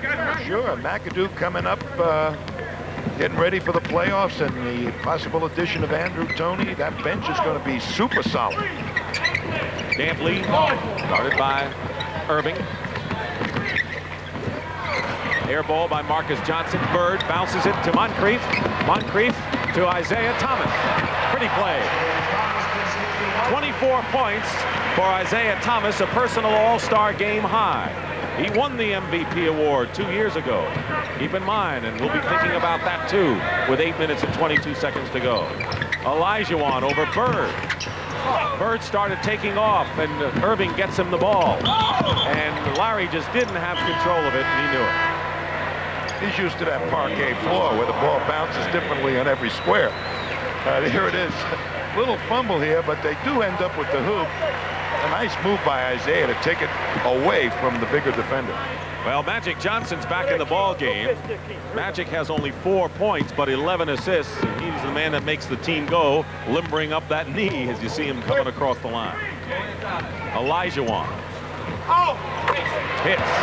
Larry Bird, if there's one weakness to his game, it's post-up defense, because he doesn't have that leaping ability, and the West right now saying, we're going right at you, Larry. You may be able to score, but we're going to make you play some D down there. Bird draws the foul, and Olajuwon was the man all over him. There is maybe a story underneath here as McHale comes back in the ball game, and maybe Pat Riley is aware of this. Kareem is into the ball game at the same time as Olajuwon. Of all the honors Kareem Abdul-Jabbar has, of course, the all-time scorer, the MVP of the championship in his 17 years, 15 All-Stars. Abdul-Jabbar has never won the MVP award in an All-Star game, and he has 16 points right now. Comes in very much rested. 7:47 to go in the game for the push, and maybe Pat would like nothing more than to see his big guy get the award. Might happen, because they're going to go to him, or they're going to go to Olajuwon down low. McHale now has moved over to Olajuwon. McHale has taken Dr. J's place. And Olajuwon tipped up and in. Marcus Johnson. And it's 117-111, a 6-point West lead. Bird trying to post up against Adrian Dantley. His follow-away shot. Marcus Johnson loses it, and the East still has it. And now, if you look on the faces, the smiles are gone. The intensity is etched on them now. This game now is for the W column, even though it doesn't count in the standings. McHale goes to Moncrief. Moncrief will go to the line. Good second effort by the Milwaukee Bucks star. I'll tell you, the West team just has a super big outfit out there on. They've got Marcus Johnson playing big guard, who you can't post him up. Moncrief would have trouble doing that. Dantley, Olajuwon, Magic, the big point guard. And yet there's still a measure of speed on the court. So they may try to, even off the rebounds right now, not peck away at it, but really 2 or 3 quick hoops might be able to blow this game open. Of course, the East does not have Patrick Ewing. He has not played today. The rookie named by the coaches because of a sore knee, and Robert Parish has played only minimally. Winding down to 7 minutes to go. Kareem trying to feed inside to Dantley, knocked away. Here's Isiah Thomas going all the way in against 2 players. Magic gets the rebound, but he's fouled. That's one way to stop the fast break the other way. And a timeout with 6:55 to go. 4-point lead for the West. Everything is up in the point lead for the West, and they have the ball with just under 7 minutes to play. Good feed. Magic to Marcus. Lead is 6. Magic and Isiah teamed up. Worthy and Bird. Haven't we seen this before? McHale. Back to Wilkins. What a play that time. Now, they found a low post player to go at Marcus Johnson. 13 points for Dominique Wilkins. Kareem working against Malone.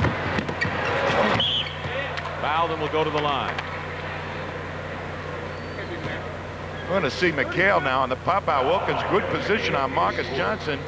And he moves, lifts Marcus, but look at him slide by Olajuwon, who is coming over to help out. I mean, he knows what to do with that body when he gets close to the basket. Kareem at 38, older than 3 of the old-timers who played yesterday in the Legends Classic. You know that? Yeah, I can tell when he bends over. Yeah. And he's going to come back next year, it appears, although that is not official. Kareem has been the problem for 17 years in the NBA. How do you stop Kareem? Dominique missed. Olajuwon the rebound. Filling the lane is Worthy. No way he'll stop that. 20 for James Worthy. Thomas penetrating, feeding Malone and Marcus Johnson. They fight. Wilkins for the loose ball. Crashing the board. And Malone will go to the line to shoot two. The West fast break.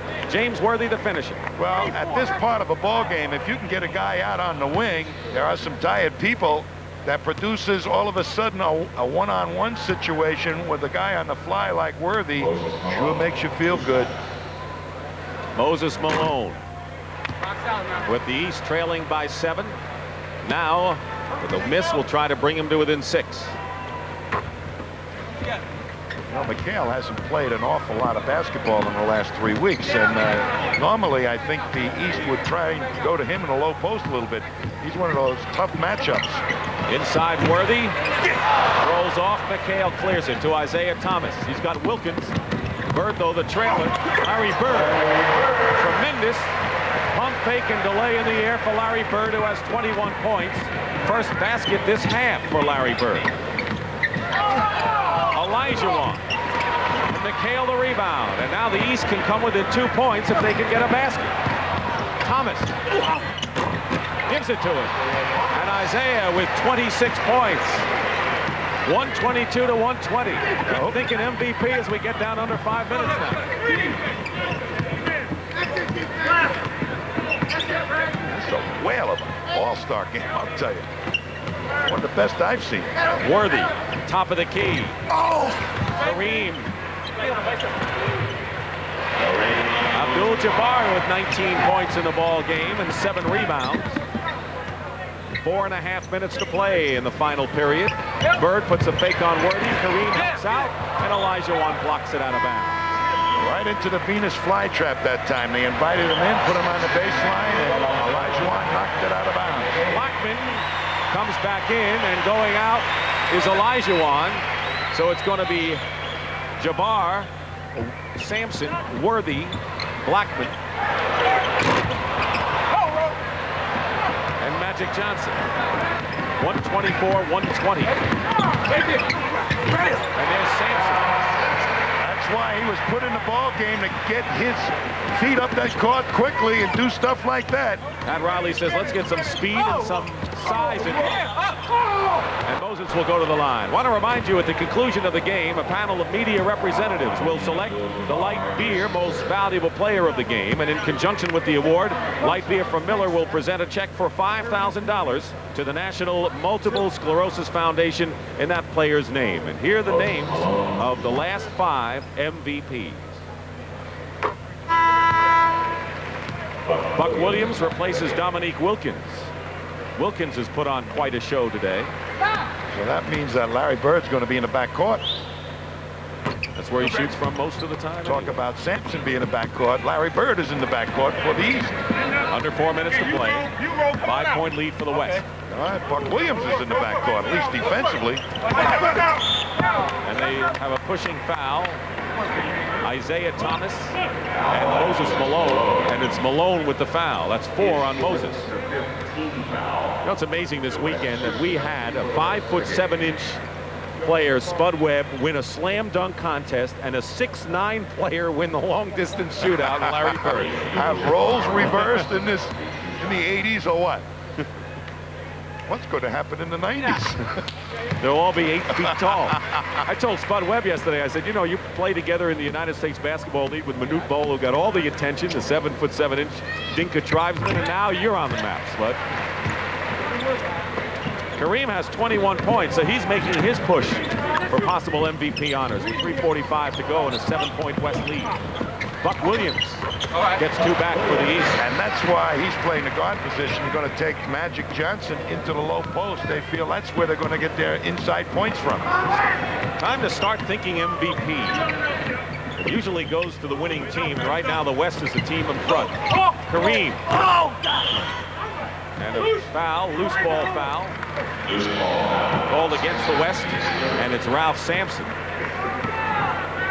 The leading scorers, and they have to be considered for MVP possibility. Isiah Thomas with 26 points, and Kareem with 21.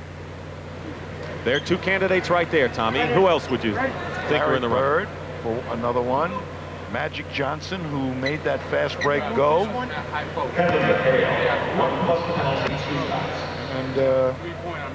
I think those are the 4 leading candidates. Well, how about James Worthy? And James Worthy, too, but he's been a beneficiary out there on that fast break of a lot of passes. He works to get up and fills You're the right. Thomas. Well, don't argue with me. I'll punch you in the nose. No, please. Please, that's why you don't play in the Legends game anymore, because you battered Rick Kerr. They took me out. 3:18 to go. 128-125 the West. Here's James Worthy. Blackman shooting over Buck Williams. Orlando Blackman. And it's a 5-point West lead. Gutty basket by Blackman. The hometown guy from the Mavericks has 12 points. Thomas with Blackman all over him. Buck Williams working against Magic Johnson. And a whistle inside. You can hear what's going on inside. And a loose ball foul has been called. And 2 weeks from today, it'll be the Lakers against the 76ers, who feel that they have a great chance of getting into the NBA Finals. And so we've got 2 fine matchups coming up. Under 3 minutes to go. The lead has been cut to 3 now. The West in front. You know, Dick, MVPs usually happen in a game like this the last couple of minutes. Whoever sticks out the last couple of minutes here could win it. Blackman's been playing very well. All-round game of 12 points, 5 rebounds, and 8 assists. Missed there. And now the East trying to creep within 1 point if they can get a basket. Malone, quick move against Kareem. Great play by Moses Malone. Malone has 16. Boy, that was a super spin-off on Kareem. You know, Malone has been a real hard worker in this game. I'm going to throw his name in the hopper. Steal by Thomas. His name is already in the hopper. Isiah will go to the line as he's fouled, and he badly wanted a 3-point play there. 2:09 on the clock. And a chance to put the East team in front. Watch this steal. Isiah from the side knocks it away and picks it up. I mean, he's got great quick hands. That's what he's done today. His personal high scoring-wise in an all-star game. Clutch plays will determine who's going to win the MVP more than anything else. Especially in a close game like this, when the result it won't even be determined till the end. He has 4 steals as well, does Isiah Thomas. And it's 131 to 130, the timeout picture. Winding down to 2 minutes to go. And this one's going down to the end. Magic Johnson try to get a foul. He says, I can't believe I don't have one. Great defense that time. Here comes Thomas penetrating, and he is fouled and will go to the line once more.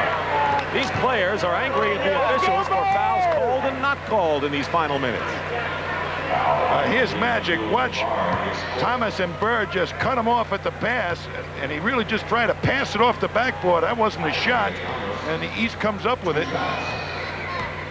Beautiful defense that time. Both Isiah and Bird closed down the penetration. Foul was on Kareem, his 4th.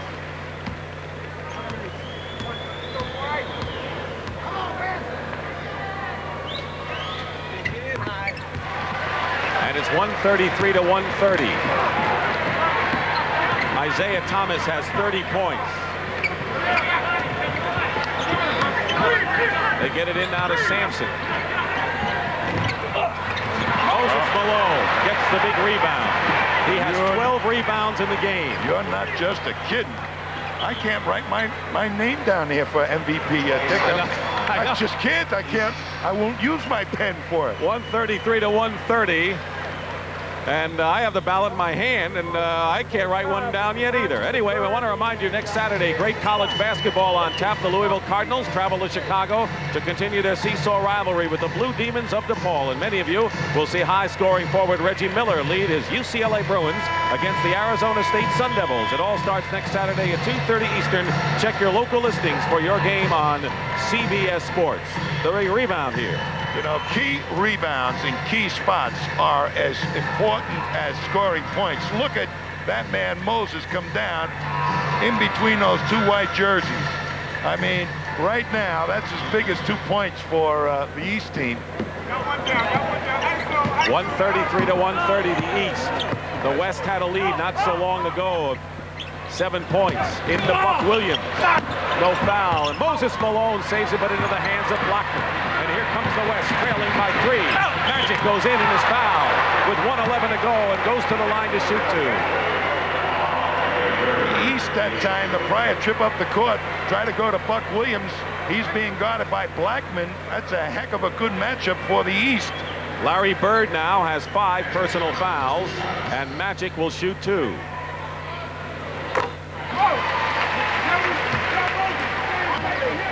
Five points, but 15 assists for Erving Magic Johnson. And it's a 1-point game in favor of the East, 133-132. Now Buck Williams guarded by Magic Johnson, and Moses goes in. Buck Williams on the follow-up. And the East leads by 3, and Pat Riley wants a timeout. With 58 seconds to go. A 3-point lead for the East, and we'll be back for the finish from Reunion Arena in just a moment. They're going to be very happy about this one. It goes to Moses inside. Magic double teams. That turns Buck Williams loose on that offensive glass. You never don't block out Buck Williams, or as his sister will attest to, he's going to get you. That's what he told us, that I learned to be a power player going against my sister when I was a kid. 58 seconds to go. There's the story. The West has 1 timeout plus the 20. The East has 3 full timeouts. 3-point game. West is trailing. Too early for 3-point territory. Kareem uses the sky hook, and Malone gets his 13th rebound. Well, that's as important in this ball game as anything. That's going to be a tough choice. And it's important because they have been limited with Parish not playing much and Ewing being out, Malone playing the whale of a game he's played. Am I campaigning or what? Kareem steals the pass. Bad pass by Larry Bird. 29 seconds to go. Blackman leaves it for Magic. Goes to tie it up, and it was way off the mark. Buck gets the rebound, and here's Larry Bird, who will give the East a 5-point lead with 18 seconds to go, and now a timeout called by Pat Riley, and he needs 2 possessions, and right now not enough time. He needs 2 possessions, not enough time, and a big basket by Larry Bird, who has 23 in the game. So there are 2 timeouts left, or 1 20-second timeout left for the West. Well, the East really jammed the boards with Buck Williams on the guard position. They had 4 bodies that could really rebound. Moses leading the charge in that department. Right now, the West have Sampson, or did have Sampson and Kareem in the ball game to go to. They went to Kareem, he missed. Our telecast is dedicated to Edwin T. Gill, who will be missed. Executive producer Ted Shaker on this 36th All-Star game. Mike Burks, our producer, and Sandy Grossman, our director. Bob Monsbach, our producer at the half. Eric Mann, Richie Zients, Rich Nelson, and the rest. Our thanks. Marty Aronoff, our statistician. Hope you've enjoyed At the Half, our pregame show, and this 36th All-Star game, which has been just as dazzling as was advertised. It was spectacular play, Dick, but more importantly, what's really come to the fore in the last half of this ball game is solid defense. And they played some good defense that time on the boards, the East. The West had a 9-point lead in the first half. The East came back, had a 7-point lead. We've had 9 ties and 12 lead changes. Coming up next on Sports Sunday, Arguello against Costello and track and field action. 18 seconds to go and a 5-point lead for the East All-Stars. Worthy goes to get 3 of them. Misses, but Alex English tries to save it in the corner into the hands of Larry Bird. McHale will ice it for the East team. Uses up a couple of extra seconds for good measure. And he might have been called for 3 seconds if he didn't shoot that ball. He can't stand in there like that. Isiah Thomas, 30 points and 10 assists. James Worthy misses, and so the West seemingly had it. The East comes back and wins. 24 victories in 36 games. We'll be back with the MVP. 4 minutes spelled the difference for the East as they outscored the West 18-4 to win the game, 139-132. And right now, let's go to Pat O'Brien at center court. Pat? All right, Dick, thank you. And one of the reasons the East did win is the talents of Isiah Thomas, who is the game's MVP. And here for a presentation is Commissioner of the NBA, David Stern. David?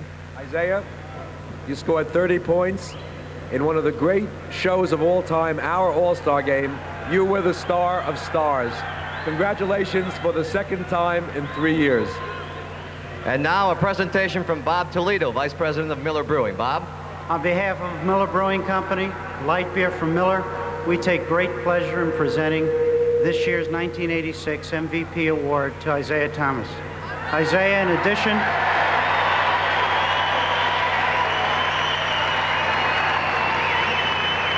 addition, on behalf of Light Beer, we will, in his name, contribute $5,000 to the National Multiple Sclerosis Foundation. Congratulations. Okay, and Isiah, why don't you pick this up, because I think you have bookends now with these things. How does it feel to be the greatest basketball player in the world for another day? Unreal. I mean, ever since I was a kid, you know, I played hard, I practiced, but never in all my wildest dreams could I ever imagine that something like this would ever happen to me 2 times in my lifetime. This is just unreal. Congratulations again. Let's go back to Dick Stockton.